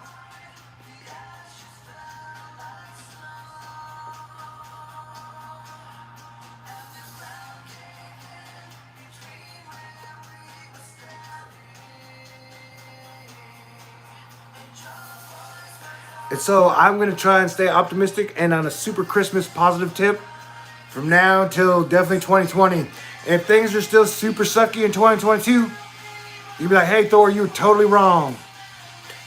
Everything just got worse all the time. But I definitely think I see the peak from the 90s to I can see the arc of the narrative, how that, like, God is in control. And then, like, the animal spirits around us are giant and they love us. Plants love us, like stars, sun and the moon. And that through it all, we're still keeping it together. So I still think beyond all the hyperbole, we will make it. And there's a very Wizard of Oz where the next 40 days, if not the rest of the year, is like the whole curtain being pulled back. Like, look, dude, I don't know what you told yourself over the last 8 years. I don't know what your belief system became to be. I don't know what you think the next 2 years are going to be like. And so I keep saying that, like, this season is like Ghosts of Christmas Past, Ghosts of Christmas Present, and Ghosts of Christmas Future. And I can just see that in almost everything. And that all the shit that is falling apart now in all the systems is the ghosts of Christmas past.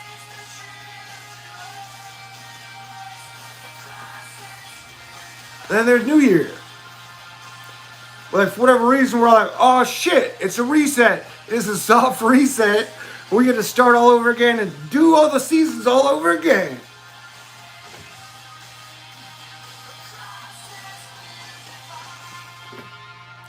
And so Mars went retrograde, and it is like holiday season.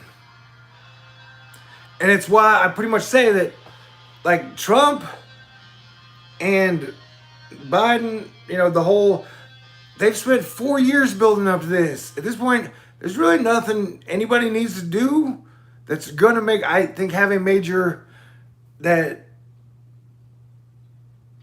effect that, like, all the karma of definitely the last 8 years are now that Jupiter's just gone direct, Saturn's just about to go direct by Pluto, and then we're going to fly into Aquarius. After Saturn and Jupiter, they had to go backwards over all this territory in Capricorn, right? And I had to go with them, bro. I lost my fucking car on Christmas at 2018 chasing Selena Gomez.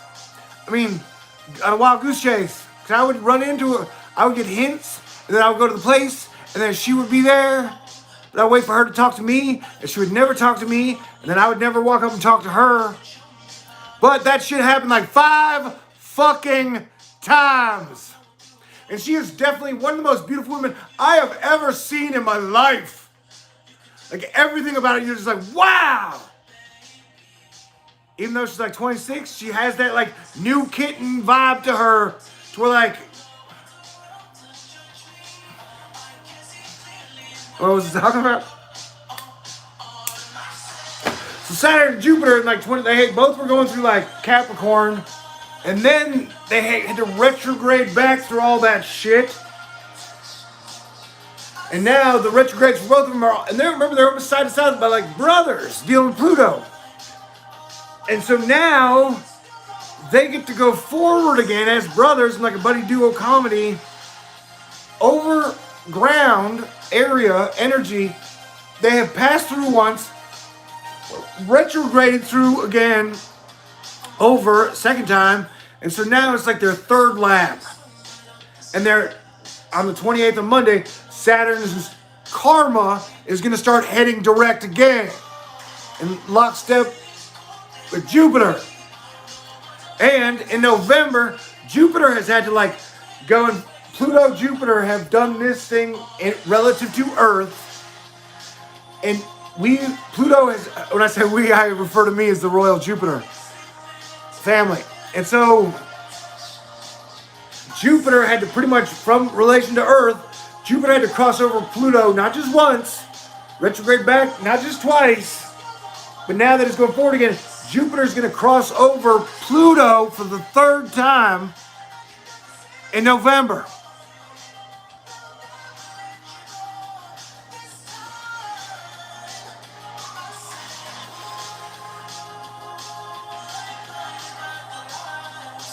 And I personally have this feeling of like, and that's like the ferryman. Remember when you put the coins on the dead's eyes to cross over the river Styx in Hades? That's where like money was created, dude, in Hades. Money, the coins, the gold, the paper, the dragons, the shit you put underground, what the dragons protect. The wealth.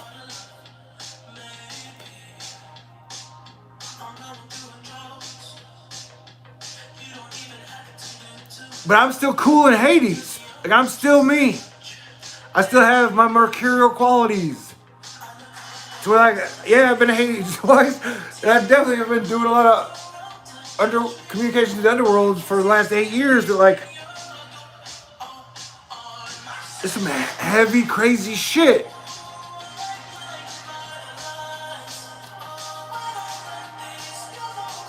I'm glad y'all are here with me. I need to get another beer.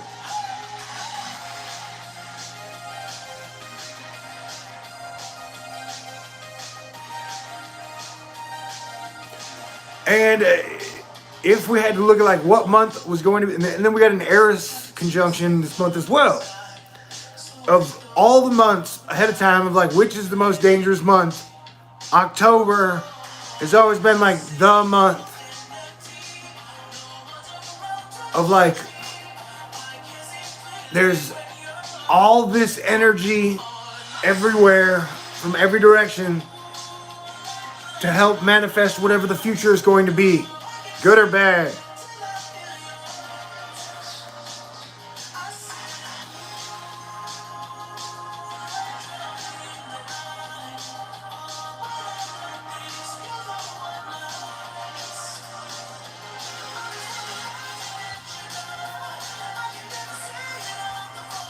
And so I appreciate the fact that over the years, we have learned more about the planets, the sun, the moon, the things that I feel are very important now. And that as a storyteller, and if you want to refer to like Zeus or Thor or Odin or Kali or Shiva or Vishnu, if you want to refer to that shit as like cartoons, you're one of 7 billion. You're allowed to look at what life you live to in your own perspective. But like, we were living myths, man.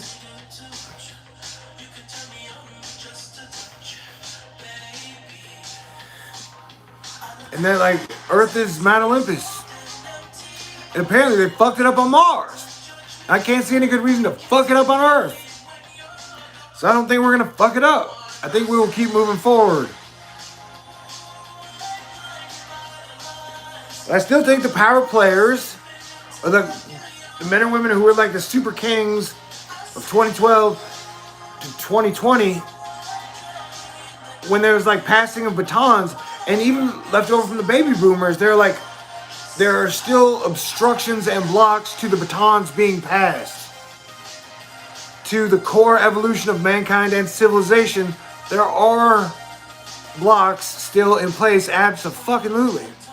Like I said, that Mars is going retrograde and holiday season has begun. And so, instant astrology and instant karma is here.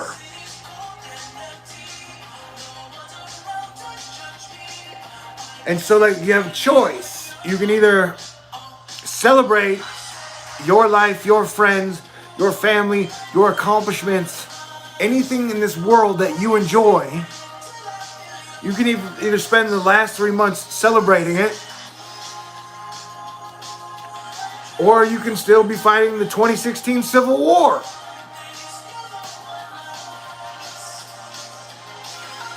Let me get another beer.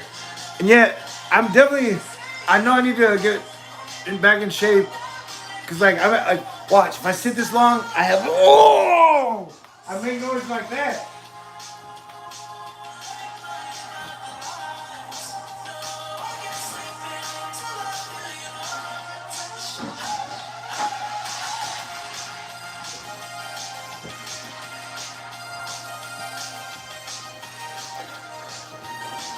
But I do remember what it feels like to squat 700 pounds, to bench press 300 pounds, and to run a 4.940. And technically, I'm still super fast, super agile, super quick for 2 minutes, ladies. And then I run on steam.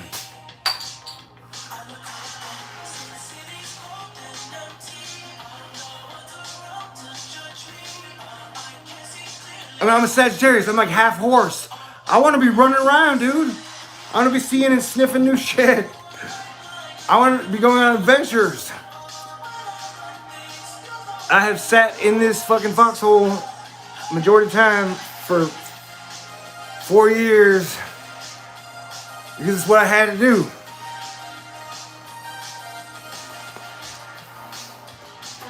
So yes, I'm so looking forward to getting out of my fucking cage.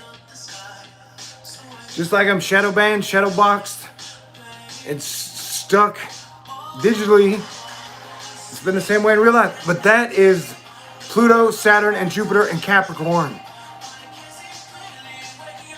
And that is how the Leo King warned about the plague for 7 years. That is how I warned about it for a year.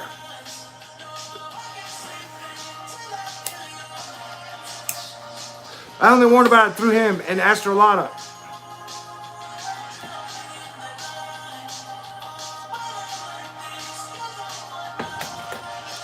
Cheers. Cheers to Jesus, astronomy, and astrology.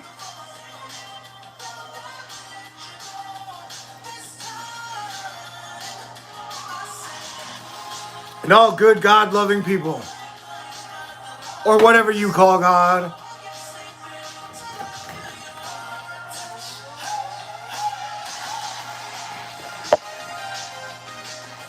Whoa.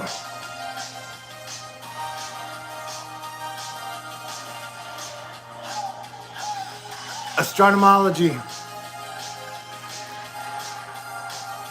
And I see the whole thing about like where religion and government always kind of work subconsciously to make people care about the sun, the moon, and the stars and the planets less. The more that they can get you to focus on your more worldly issues, and that it does not conflict with my Christian beliefs at all. And I recognize that Mars was there long before Jesus. Saturn was there long before Jesus. Jupiter was there long before Jesus. Mercury, all the like, and they were probably there for a long time. But that Jesus and the planets coexist in the same universe, bro. And it was part of our fucking Aztecian dogmatic belief that was technically corporation based that made people feel guilty or less of a godly creature for understanding the stars, the sun, the moon, the planets around us. You know what I'm saying? I mean, as a Christian, I'm super evolved. I would like to think only God can judge, though.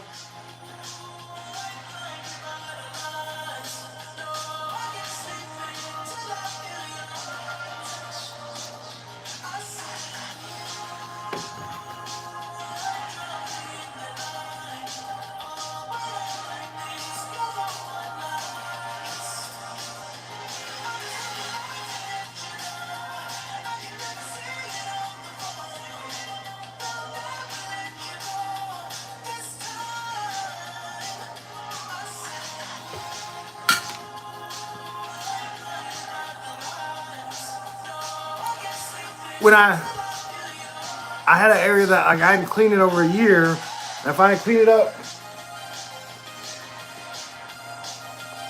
I put together a lot of the cards that you guys sent me. But like at one time, I was at a little bar in Houston, and Hermione was there. And when I talk about women who are just like, they have that new kitten, just whatever, like everything about every way they move, everything, every single thing about them is just like spectacular beyond whatever. I can't even just like, whoa.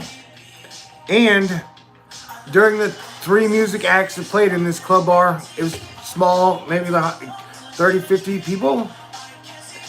The drummer broke his drumstick, and I ended up with one of the broken drumsticks, but it was split in 2 halves. And I didn't talk to her the whole night, except when she was walking out, I said, "Would you like this wine drumstick?" And she looked at me and she goes, "No." And she walked out. But I kept my half. Expecto Patronus. And so beneath all the stuff, there was a large stack. The wand was buried under that crap. So I'm glad I cleaned off the couch part of this foxhole that had been buried under shit for a year.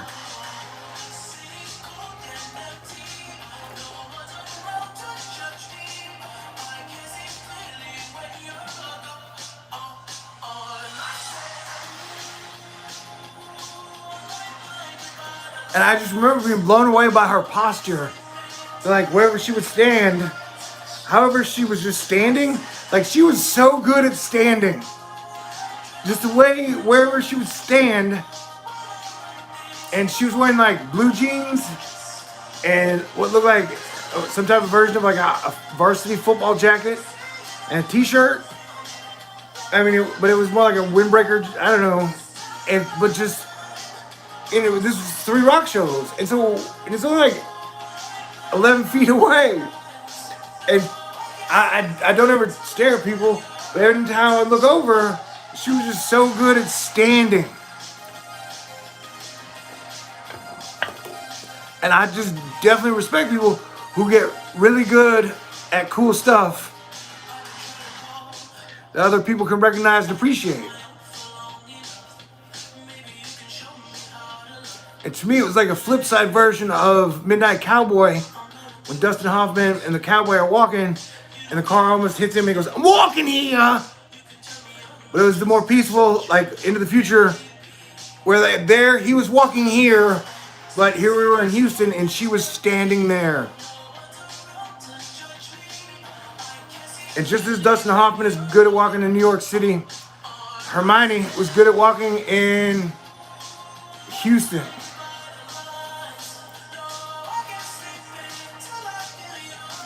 Now, I would love to visit England.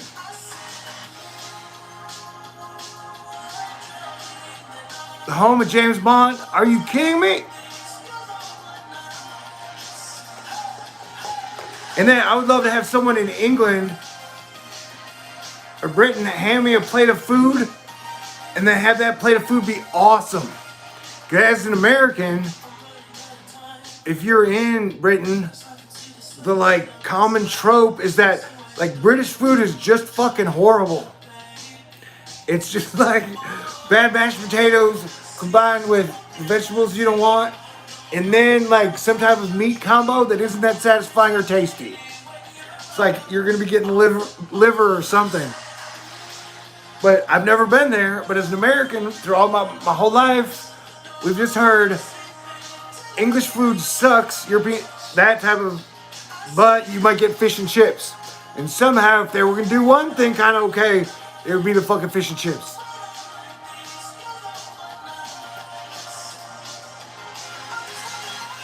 So I hear French food is good, and Italian food is wonderful.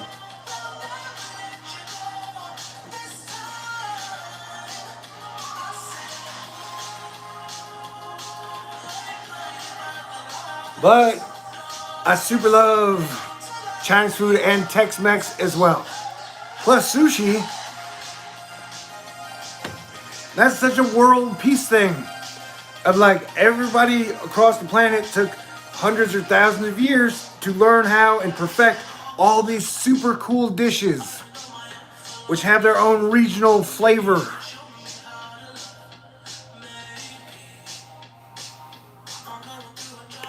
Like one of my most controversial standpoints is that if I had to pick a favorite fast food, in honesty, I would probably pick Taco Bell.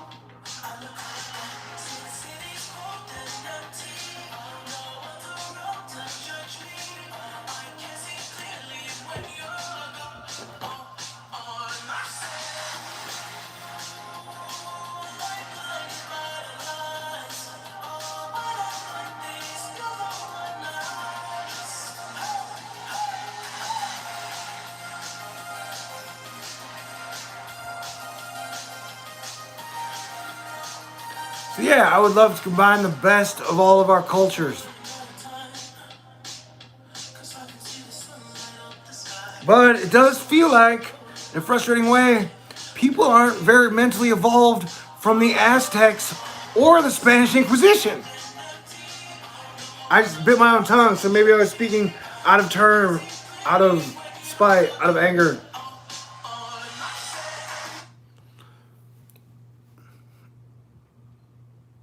But like it just how our own outlook on everything, past, present, and future, that seems to be our biggest inhibitor. Like whatever dumbass stories we've told ourselves as a collective over the last 20, 40 years doesn't seem to be that evolved. And it definitely seemed to be kind of like retrograding. So it seems like something we could easily get past. What up, Q West? Ghost! Y'all are amazing.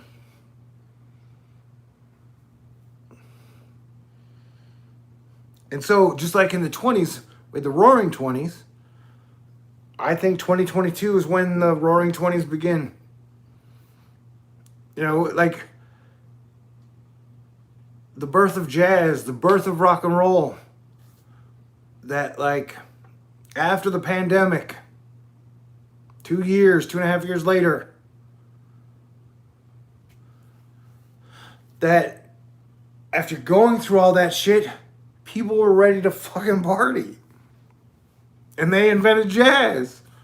And they invented rock and roll after. But I'm just saying that, and the speakeasy,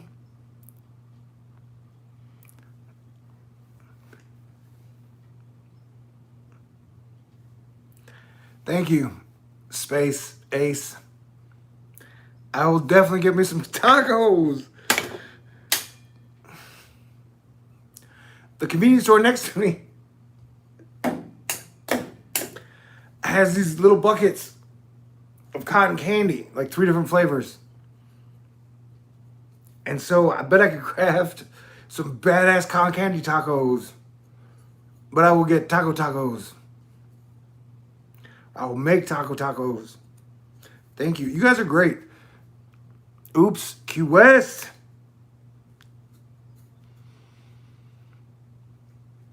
Protect your neck. You guys are great. I gotta go to the bathroom. So yeah, so as I've been trying to alert y'all, definitely, the next 3 weeks are like absolute fucking danger zone on every level. With everything that is going down.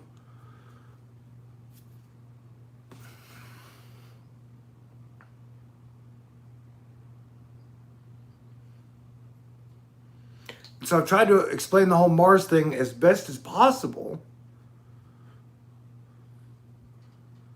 Where that if there were a balance to everything, and I even discussed this for 3 years, of how that like business would dominate everything, money, until September of 2020. And so like there's just been a giant energy shift in September. And that like holiday renaissance season has begun. And that with Pluto and Saturn and Jupiter staying in like as your godfather, godparents, got like great god, like it is a very instant karma-y where like you have the opportunity to have a come to Jesus moment or like be like, I'm gonna be a good person. I'm gonna change my ways.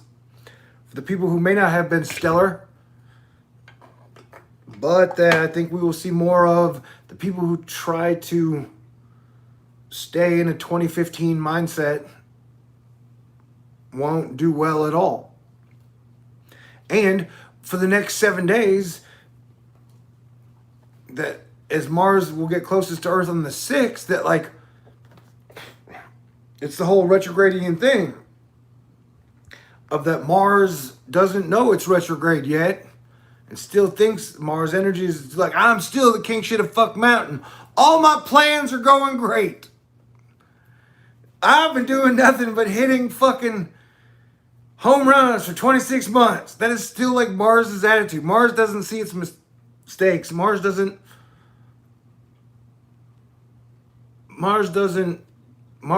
a habit of surrounding themselves with yes men.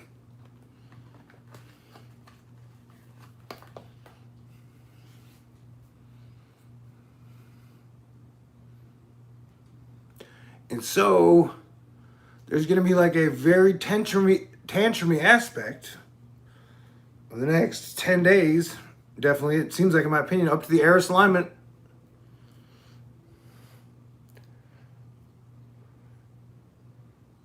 Where there may be Scarface aspects. For lack of a better term, I don't know why that popped in my head.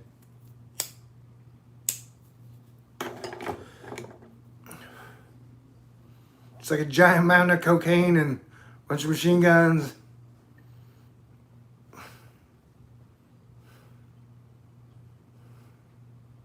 And Tony Montana going, this is my mountain now. This is my house. You can't come into my... I do... You know...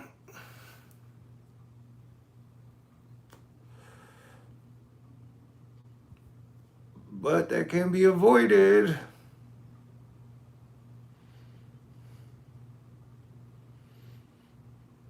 So we got like 10 days to get Mars in the holiday spirit. Kick ass. All right.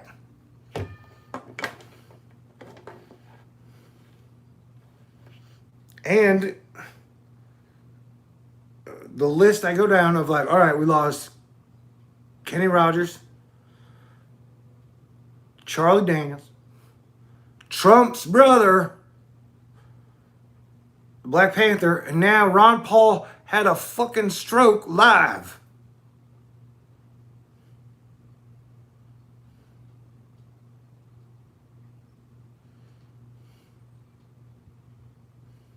So I would appreciate every moment, and I would be doing what you can to make sure you and we and your family, friends, and loved ones have a good holiday season, good holiday run.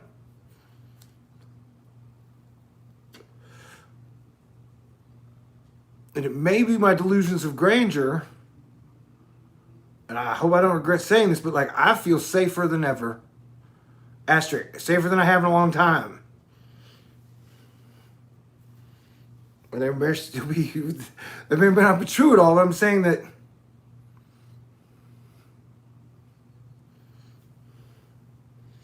think I'm going to make it. I think we're going to make it.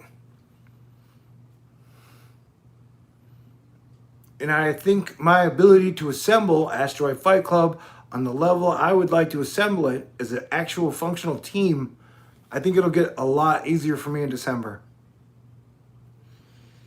Where it has been virtually impossible for me to put together any type of a decent team for the last 500 years. I think those obstacles and blockages may be lifted or start to be being lifted in December. And I think that's been my thought process for at least 2017. So there's no way I'm giving up hope now. And cheers to all y'all.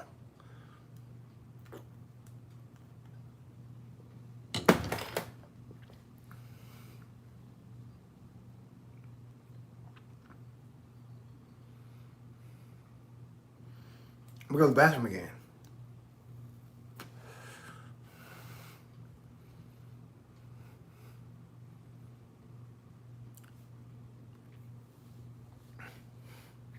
I definitely plan to get out of my apartment a whole lot more after the election.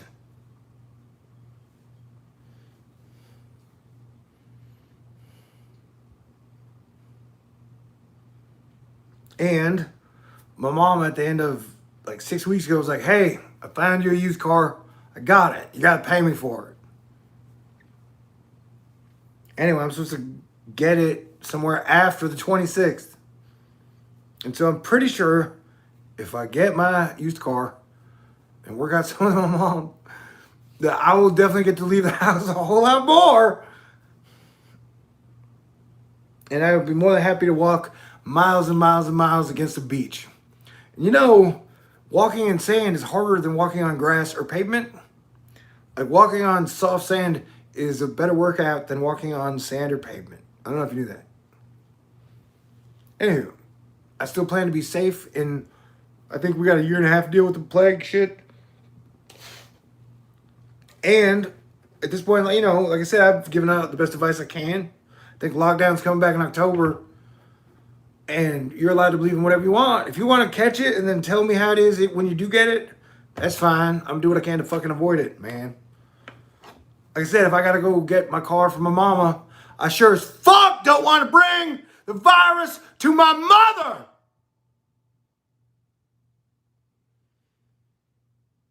And so whatever precautions I can take or have taken to make sure that when I do get to hug my mom again, I'm not bringing her the fucking virus. That has been one of my responsibilities of a good friend or a good son. That if I get to hang out with Dizzy and have a beer with Dizzy, we've both taken precautions that neither one of us is going to give the other the virus. And I don't give a shit that you see some dumb shit YouTube video that made you believe wearing a mask would somehow be a fucking problem. or that plagues that never existed before. It's not like,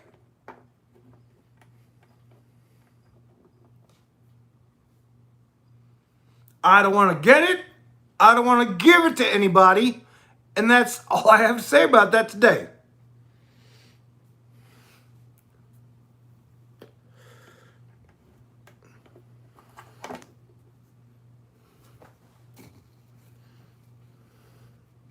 And that's always been my biggest risk. Like, if Ariana Grande fucking showed up on my doorstep, was like, meet me for coffee, or Billy, or Selena, I'd probably be like, all right.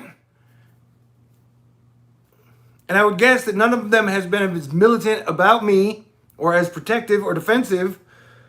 And so the chances of them giving me the virus would be 100 times greater than me giving them the virus. But, probably to kiss either of those three, I would take the risk of getting it. And then I would just try and survive. But if I got the virus and then was all sick, they're like, no, I will not hold your hand while you were sick.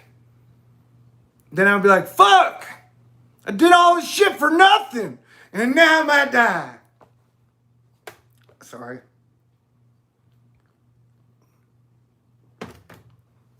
So yeah, there are definitely 10 women that I would risk kissing and just having to throw out the window what type of defense they've been playing up until now. But I keep telling myself it is much smarter to do all that shit after Mars stops going retrograde. Because in this information age, during the breakup and divorce period, while all these relationships are flaming out, I feel like if anybody showed up at my door in the near future, they would be dragging like an ex-boyfriend behind, maybe an ex-husband, or like dudes that they've been flirting with or may have fooled around. Like, I would just be getting that it would not be more about creating a new badass relationship with me into the future in this Mars retrograde period. It's more about them trying to hurt or make dudes involved in their other bullshit jealous. Like, from all my Thor News advice that I'm giving myself, that I'm trying to pass on, like how I think things are going to fuck down, like that is the energy. So, like I said, I've been tied to the mast. If I got to eat extra zingers or extra oatmeal pies or extra honey buns to stay tied to the mast, I have been loyal to playing good defense. You know what I'm saying?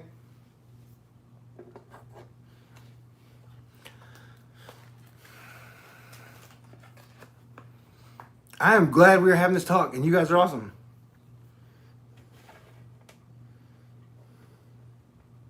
So yeah, as Planetary Defense Commander, it's my job to not get people killed and to prevent people from getting killed.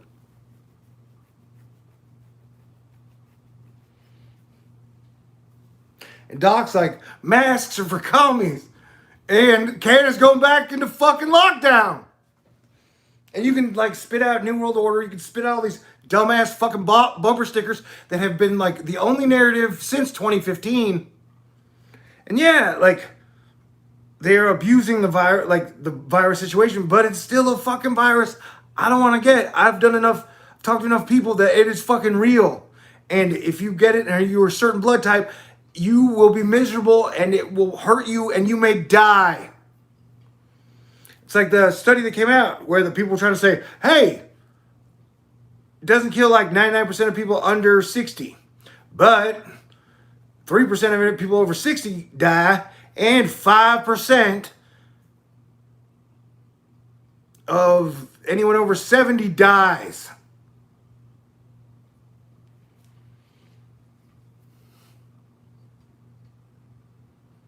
And I absolutely love my mom, all of her sisters, so many people who are over 70 that I plan to see again in the future.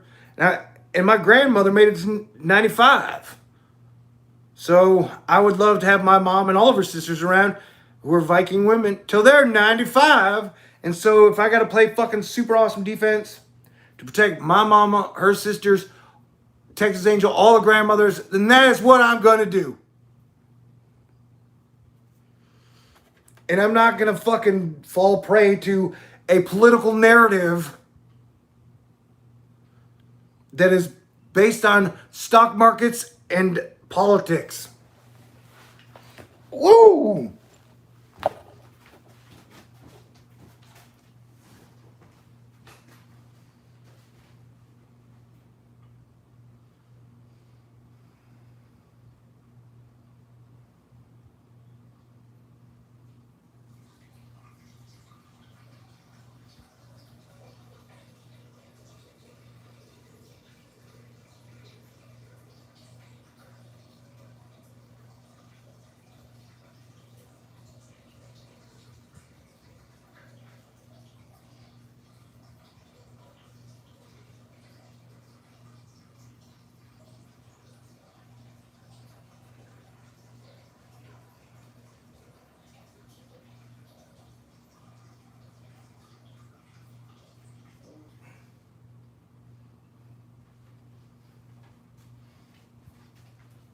And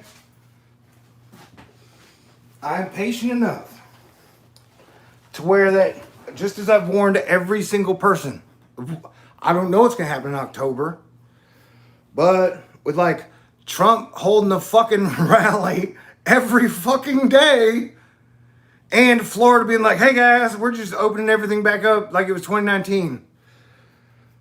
That allows us to take in, okay, sure, I'm going to continue playing the defense that I'm playing. And Florida's going to provide us with an incredible science experiment to see what happens when one major state that is tourism driven just opens everything up like 2019 style. And I don't know how many times you've been watching the COVID virus daily deaths every day.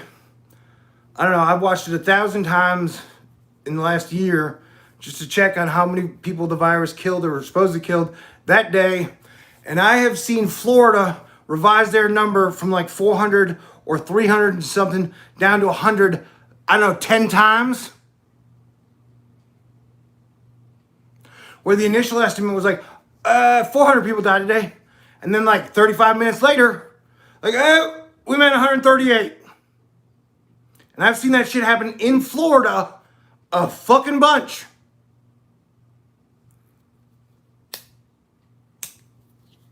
And I've always guessed if we're going to be fudging the death total, it's down, not up. But 2020's been a challenge for all of us. So make your fucking bets, bro. I can't tell you how to live. If you want to go to some fucking giant we don't believe in mask rally and everybody French kiss on the face, I can't stop you, man. I've begged our president to stop doing it for his own personal safety. That the risk reward is, as Planetary Defense Commander, it is like an electric shock that goes through me every day. Like, bro, as Planetary Defense Commander, I gotta be telling you, this is not, I don't, as Commander-in-Chief, no, please don't. Like, you can do Zoom fucking, there's no reason. But let's just make it to this winter. Let's play super, and that's been my theory all along, play super defense to the first fucking winter. We've had this discussion in January, we had this discussion in February. So now, I don't know what October surprises are coming, but I could definitely take a bunch of educated guesses.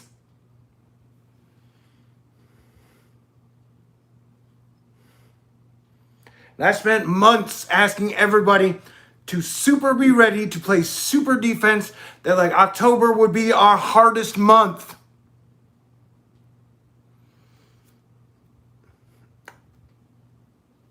The 2 weeks after the Pluto-Saturn conjunction, like the 2 weeks after China, that we are on that red alert.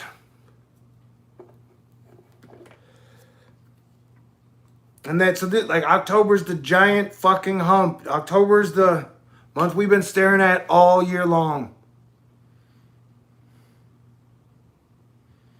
And hey, congratulations for us making it this far. Y'all are awesome. Because I'm not the only Planetary Defense Commander out there. Like, there are a lot of people who are great at helping keep the world together.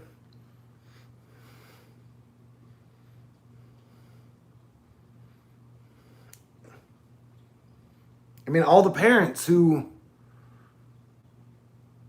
have been helping keep together with their families, with their kids, they have to deal with the disappointment of not doing all the fun stuff that they like. There's so many heroes out there now.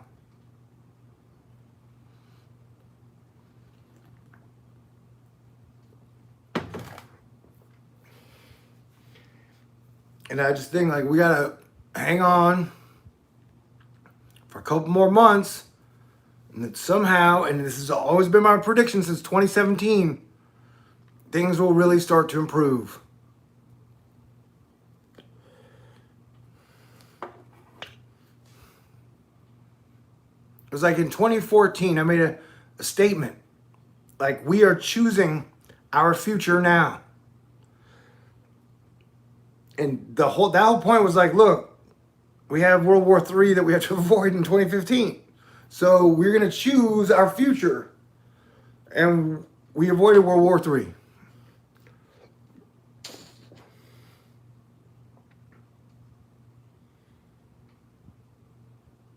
And then I felt like, even though it seemed like we went off the rails in the middle of 2017, that God was still keeping us on the... We avoided killing everybody in 2015. That's a big deal. And so, as unstable as the Grand Transition got, that, like, we're still staying on the rails.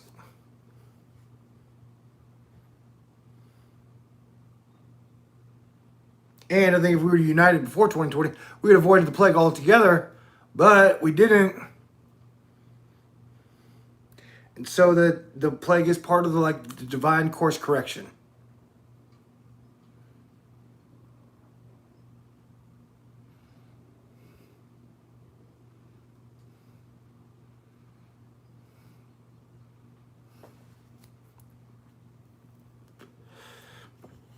And the fact that Mars is retrograde right before the election, and then Mars goes direct a week after the election, and Saturn has entered its shadow period, and so Saturn will go direct here in Saturn will go retrograde in a couple weeks. So, like, our communication skills will kind of be reduced greatly, and our ability to listen will be reduced greatly. And our ability to war or fight will be reduced greatly, or against, like, you get no bonuses. And so for those, like, last 20 days, it's kind of like your whole job is to either vote or not vote, and just to stay cool.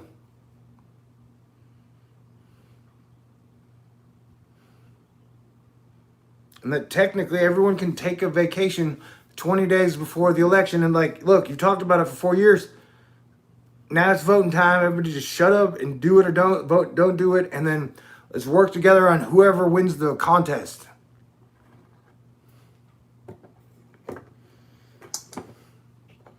And just yesterday, it's like, we'll kill you. We'll start a giant war unless we get what we want. I'm like, look, Mars, calm down, my brother.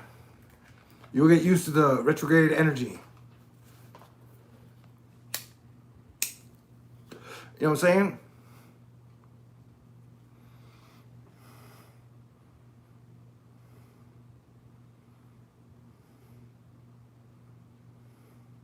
Someone said Saturn is the asshole that sings to me. And I definitely think, like, if you listen, you can hear the planets. When people talk about they hear high pitches or the different, to me they sound more like giant whales. No disrespect to whales, where it's almost like that. Yeah, I hear the song of the planets. I hear the song of the sun. I hear the song of the moon. But you got to stop and you got to listen.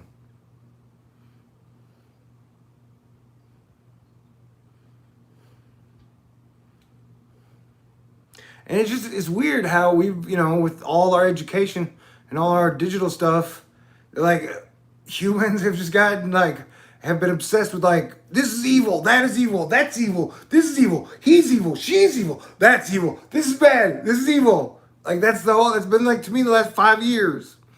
I'm just like, doom's coming, end times, this is evil, that's evil, none's gonna work, God's gonna punish us all, that's evil. There is no forgiveness. Oh my God, this is bad, that's bad, they're bad. And so definitely the last 20 years has had a giant negative connotation where like there has been a negative energy during this 20-year Martian period.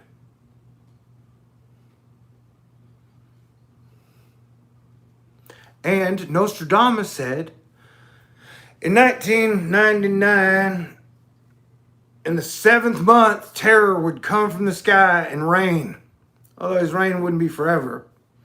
And I think it's just like when they announced, hey, we think we found life on Venus.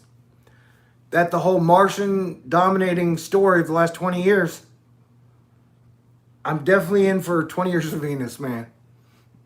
I've had my fill of Mars. I'm not kicking Mars out. I'm not putting Mars. I'm just saying that seasons change, and I'm so glad these Capricorn days are coming to an end. I'm so glad you guys are here. But, like, I go down the list, like, and remember, Trump's brother's death is top fucking secret. So, like, out of all the people, they put out all these, on everybody that died, they put out all these stories, everyone's got all these fucking opinions, like, and then, like, he's a human being, he's an American, he's just like, if for whatever reason that his death is top secret, that is something the truth community has never met, like, nobody met, like, the fact that is just fucking weird. And as Planetary Defense Commander was like, well, we didn't lose the president, but we lost his brother. So I've definitely been super fucking freaked out since then. Freaked out is probably not the term to use.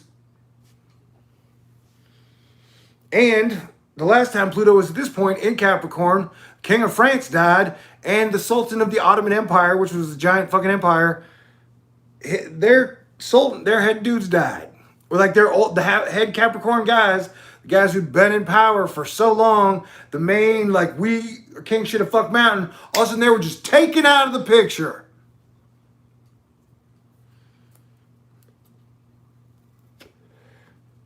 And so there is definitely part of that Capricorn Saturn aspect of like my dad lived for 64 years. My stepdad lived for 73 years. Even with me to do that I would mean, even at 63, I would get another 15 years on this planet. I'm just saying the idea of me making it into my 70s, and if I died, like, by the time I had 70, I would definitely have had my day in the sun. And I'm just saying that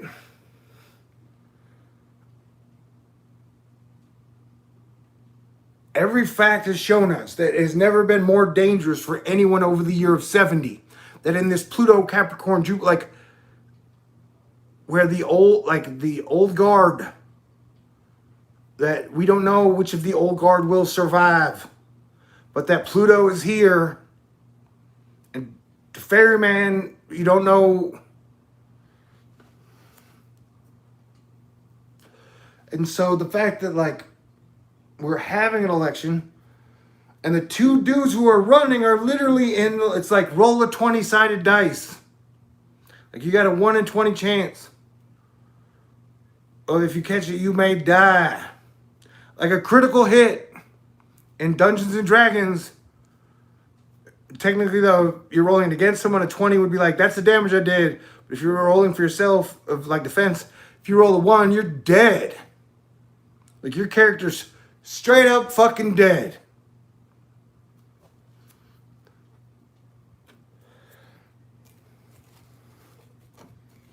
So watching our 73-year-old president go to, like, do all these rallies, it's like the crazy, to me, he's rolling a fucking 20-sided dice every single time. As Planetary Defense Commander, I'm like, look, Obama did not die on my watch. I do not want you to die. And just think it like, if it's a possibility, it is a virus, if it's real, that he could catch it and then have to like, and I definitely think it's a possibility that like in October, one of the stories would be like, oh, he caught it. Although, if you want to get super conspiracy theory, the fact that he's just, you can either say, hey, it's a hoax, or that like he's been so not that worried about wearing a mask that he's vaccinated. So if there was a vaccine, he got it, and then he can just do anything, go anywhere, and then promote reckless behavior to people who didn't get the vaccine, which would be all of us, except for like 300 to 3,000 people on the planet.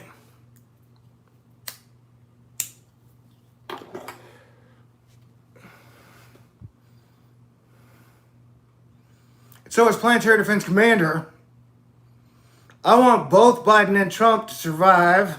I want Ron Paul to survive. I want there to be a fair election.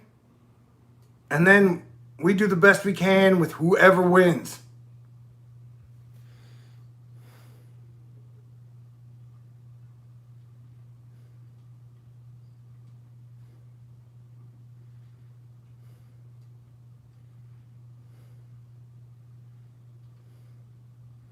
And at the same time, we recognize there's a fucking pandemic double lockdown sweeping across the planet.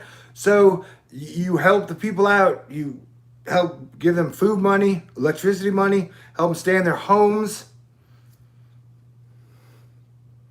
And that should have been our mission from February until now.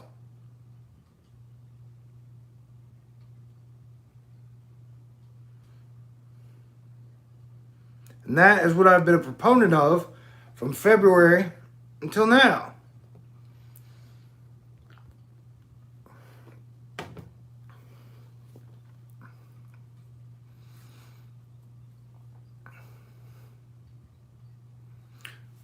But like Florida has offered to be the literal exact counter of my advice. But let's say the virus is a hoax and Florida opens back up. Then by me telling people to wear masks, nobody died. And I'm not calling the shots on, I'm not shutting your state down. I'm not shutting your restaurants down. I don't make those fucking calls. So I'm doing the very best I can in the situation I'm in. But with Trump doing rallies every day and Florida opening everything right back up, as I predicted, October, around the Saturn, Pluto, Jupiter, the retrograde forward re-meeting, it is going to be the most fascinating social experiment that ever happened.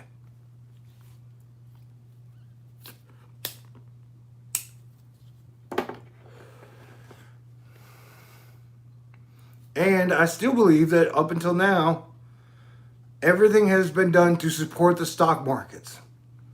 You know who has just got constant support since September? It started in September. This is when I think the virus got out. It's September. And it accidentally got out. They knew about it. And the Federal Reserve started cutting interest rates. Either way, the Federal Reserve, for no reason, with the Dow Jones at 30,000, it blew my mind. Federal Reserve was like, we're cutting interest rates, bro. I was like, what? What do you mean? They were already super low. And then like, hey, just out of nowhere, Dow's at 30, we're cutting interest rates. I'm like, that is the opposite. There's supposed to be and so in September, and I made a bunch of videos, and I was like, bro, the markets are gonna fucking crash because the Federal Reserve is cutting interest rates for something. There's something giant lurking out there. The Federal Reserve knows about ahead of time. If we learned anything from 2008 or 1984 or 1999, when the Federal Reserve starts cutting interest rates, that means there's something giant lurking out there. It's pretty simple. And so you go back to all my videos, I'm like, hey, I can guarantee you 100% the markets are gonna crash in 2020. And so that's why, like, I believe they knew this shit was coming in September. And that somehow it slowly manifested, grew, whatever. And that the Federal Reserve cut interest rates back to zero, which had never been done before in the history of mankind. And the last time it happened was 2008. I mean, it happened in 2008, but like it dropped to zero. Remember when we had a Republican president for 8 years? At the end, he's like, hey, we got to drop interest rates from 8% to zero. We got to fucking give Wall Street blank check. Remember that shit?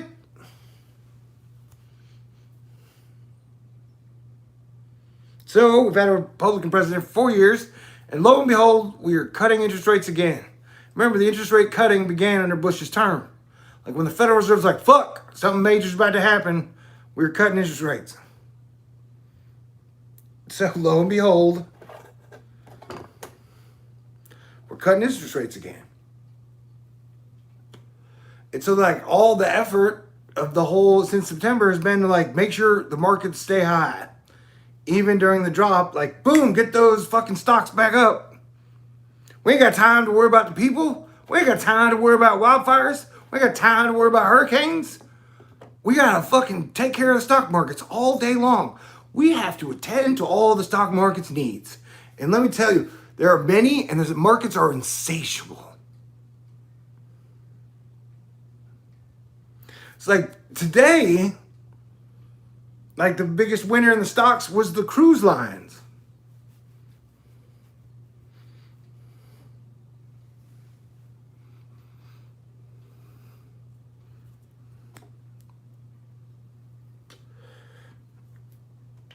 It's kind of like, think about it. How do pro owners in football, baseball, like the fact that they are not bringing in 50 to 100,000 people 16 times and then charging those 100,000 to 50,000 people $15 for a hot dog, $17 for a beer, like $47 if you want a margarita with a shot in it. Like, it's like going to the movie theater. It's like the Coliseum. The fact that they like cut out one of their major revenue streams, but are still like pushing it back on to make sure it's all still here.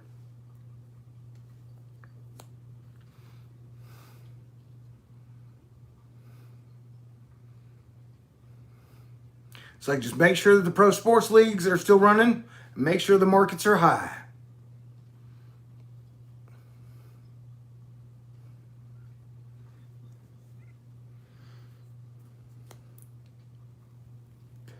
And so there's this saying, October surprise.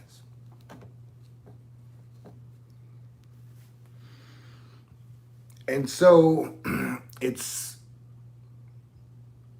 what October surprise is 2020. That is what we're looking at. Cheers, y'all.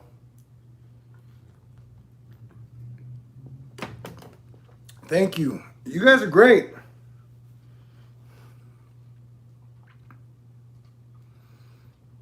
And I thank you from the bottom of my heart. You've taken great care of me in 2020, for sure. Put me in a position to where I might be able to get a used car from my mom in a week or two. Put me in a position to where if I do go and hug her, I'm not going to give her a virus because I played excellent fucking defense. So you guys have been great to me.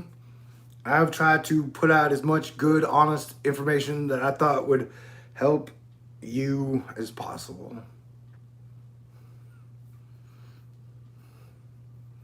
Because I think that if shit levels out and things get cooler and better, I'm definitely going to have a cool decade. Like, I feel like I keep getting cooler as I get older. Hopefully that trend will continue. And so if things do start to go well and it definitely gets more peaceful and less chaotic, I think I'm going to benefit from that in like every way possible.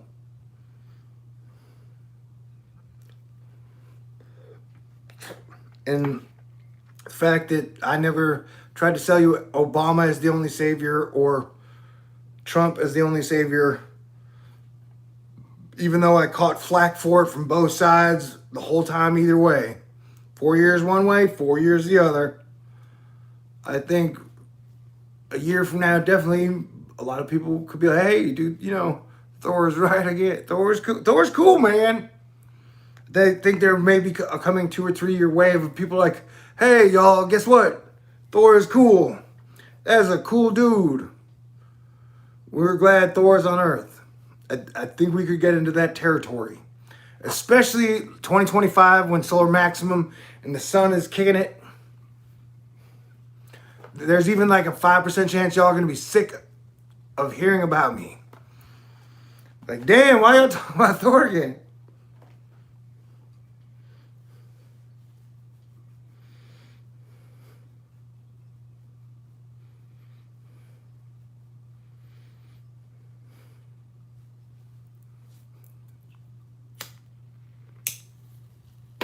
So who I do kiss next is my great ponderance and has been for 2 years and 10 months.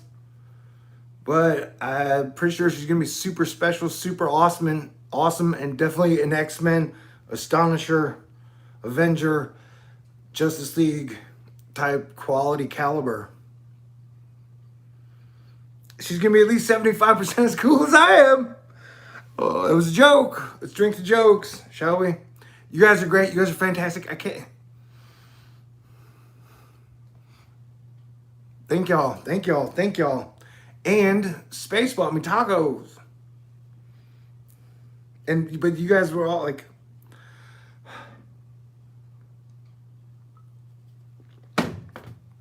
quality of life. So that's where we're heading towards, where I'm just saying that where we all get to a point where that we agree giving everyone a better quality of life improves everybody's quality of life. Oh, and so just like two things, there are 3 missions I had that are weird. 3 dream journal where if I got to have my wishes come true, that were selfish. If I got to make selfish wishes, baby, one would be that like Tarantino would get to do a Star Trek, whatever Star Trek with SNL and that group of super quality people. That's one thing. 2, Steven Spielberg has always wanted to do a James Bond. So I have this idea towards the end of Daniel Craig where it would be like Daniel Craig, Eddie Murphy, Dave Chappelle, and Chris Tucker in an Eddie Murphy movie. And they're like the 008s of America. But it's a comedy, but it's with the James Bond as we know it. But I don't know if Spielberg will get into that. And then I have a thing where I want Spielberg to do a final Indiana Jones movie where he's Indiana Jones, but it turns out that he kissed and made love to tons of women over his life as Indiana Jones. And so that like he has all these children that he finds out later, like, oh, that like Chris Pratt, Chris Evans, Chris Pine, and I would even throw in like a Sarah Silverman and Dave Chappelle, like where like these are some of his, where like in the scene I based it around is like it's Indiana Jones. It's got like 14 of his kids, but they're all and like Brad Pitt, and where he's like trying to teach them how to, he's trying to pass on his final knowledge to all of his kids. And whenever I do take time out to watch that movie in my head, it is also hilarious and awesome. And I think it would be a super Harrison Ford, like if we were going to pay tribute to Harrison Ford, that would be great. Because Harrison Ford's cool. Oh, and so the third thing, Christopher McQuarrie, who did the Mission Impossible movies and Usual Suspects, he's always wanted to make a Superman movie. And so Superman's a real, as a screenwriter or a writer, and a movie writer, Superman's a super duper duper duper duper hard character to nail. Like Thor's kind of easy because he's cool and he's quirky and he's got a great sense of humor and he's very random. But Superman's like straight-laced, like, oh, he's almost like a police officer. He's like, and so he's always more of like a perfect character, so it's harder to write. And so Christopher Reeve and Donner nailed it in the 80s. But they've stumbled with it since then, in my opinion. No offense, Zach and Brian. And so I think through the Mission Impossible movies, Christopher McQuarrie has showed, he gets the balance of tension, sense of humor, saving the worldism, and he already has a decent relationship with Henry Cavill, who seems to be suffering from partial George Clooney syndrome, where like somehow the guy's got all the tools, super lead, character and handsome, he can do everything, but they can't find the perfect movie that wraps around his persona. Although with Clooney, they finally got it right in like Ocean's 11, you know? I mean, he did, and they definitely got it right with, Clooney's great. The Coen Brothers movie, Constant Sorrow, you know? But I'm saying that, but there's never been some super Clooney blockbuster where Bruce Willis did out, bro, in my opinion. All right, great. I'm glad I said that. And if Tarantino, Spielberg, and Christopher McQuarrie knocked him out of the park, then we can all benefit from that shit in 2022 to 2025, 2027.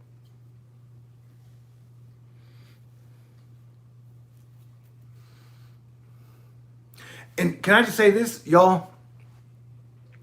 I'm big on Generation X, and that the X-Men, to me, technically represent Generation X. Like, that's us. That what the comic is about. It's us. And so, I want, when Marvel introduces the X-Men, I want it to be with the best of Generation X, where the temptation will be to go back and to make a bunch of 20-year-olds, the X-Men, where they take a bunch of like Gen Z millennials, and they're like, hey, these are the X-Men. I'm like, no, man, you take the very best of, you know, because I want Brad Pitt as Wolverine.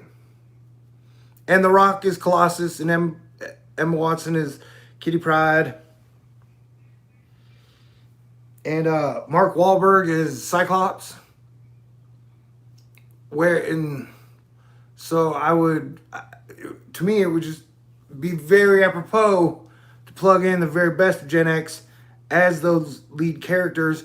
Everybody already knows their fucking backstory, bro. It's like Batman. And then you can just create brand new canon. Like, you can totally go off page with Gen X and then create a whole new world story that no one has ever seen before. And I've been big on thinking about that for like 3 years, constantly, nonstop, straight. Like, the Marvel Universe does not have the X-Men. And so it has been something that has haunted me, that I've been thinking about nonstop and technically writing for like 3 years.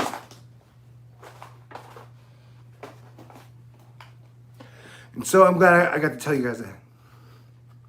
I don't know what's going to happen next, but I'd love to get back to teamwork, friendship, concerts, movies, new cities, great architecture, where everyone on the planet is not retrograding back to 2016 Civil War, even 2012. Like, we're all finally, as humankind, moving forward. And as Capricorn represents like the old way, ritual, the old system, Aquarius absolutely represents the future. And so in that same vein, everything that we're going through now and will be going through now over the next 3 months makes total narrative sense. But the next 3 months are going to be fucking super sketchy. And then even the birth pangs of the Aquarius age are probably going to be super sketchy still, a little, not as much, hopefully, until Pluto. I don't think Pluto gets out of Capricorn until 2022, which is when the fun times should begin. Like I said, once you get Pluto in there with everybody, yay, good times. When everybody's focused on a better future, you know, that's what it makes sense in a narrative fashion, to me. And I love you guys, and I appreciate you guys, and you guys are incredible.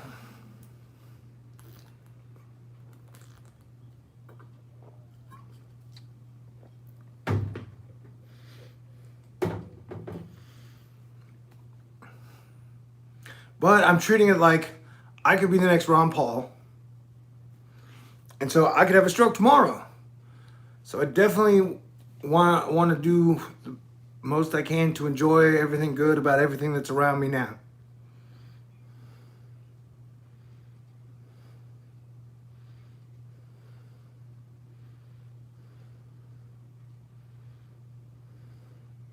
Because no man knows the time or the hour.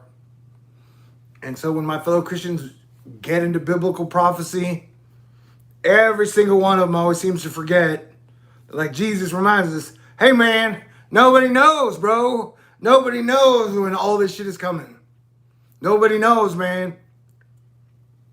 And there was a giant debate, I think even between Martin Luther and some other guy, where like they literally wrote giant books with like 500 pages and multiple, where they argued when Christ says no man knows the time or the hour, if Christ is God, if God knows everything, how can he not, is he basically admitting that Christ is not as powerful as God because Jesus Christ does not know the time of the hour, but God knows it. And so like in the 1500s, this shit happened among like the head theological battle was happening where they were writing giant books and having giant co-arguments over the perfection of Christ in reference to the second coming. To me, that is so cool. It's way cooler than like somebody's like, hey, I'm going to write a 500-page book explaining my point of view. Someone's like, hey, no. Or Martin Luther is saying, hey, I'm going to write my point of view on this subject in a 500-page book. Whereas most, like now on the internet, people just get to be like, New World Order. Like there shall be no discussion. I'm just going to say, New World Order. And I'm smarter than Martin Luther, Isaac Newton, or the other dude. You know what I'm saying? That like the level of writing and nuance that was then, like we have, although we still have the same thinking capacity, we have lost that understanding and nuance into where somehow you can roll up all the magic and awesomeness of Jesus Christ and counterbalance it by saying New World Order. That like everything Jesus did and can do is disqualified and discredited because at some point someone's like, New World Order, can't stop it, way stronger than Jesus. That is not my belief system. And I'm going to recognize nobody said that shit until the worldwide wrestling shit. And then now everybody believes it. Even though some WWE wrestler died the other day.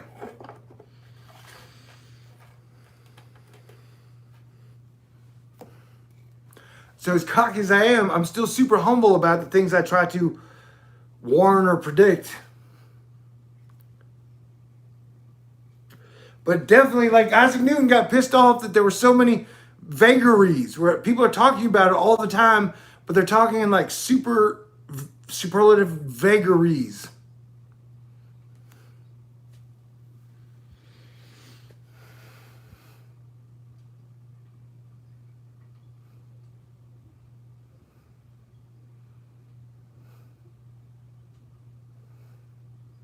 And that there is a prevalent subconscious belief that our future can't be good. And that we've been like teaching ourselves, definitely over the last 20 years, like no matter what happens, the future's gonna suck, man. The aliens and the New World Order, they're just gonna butt fuck us all in ways we didn't want.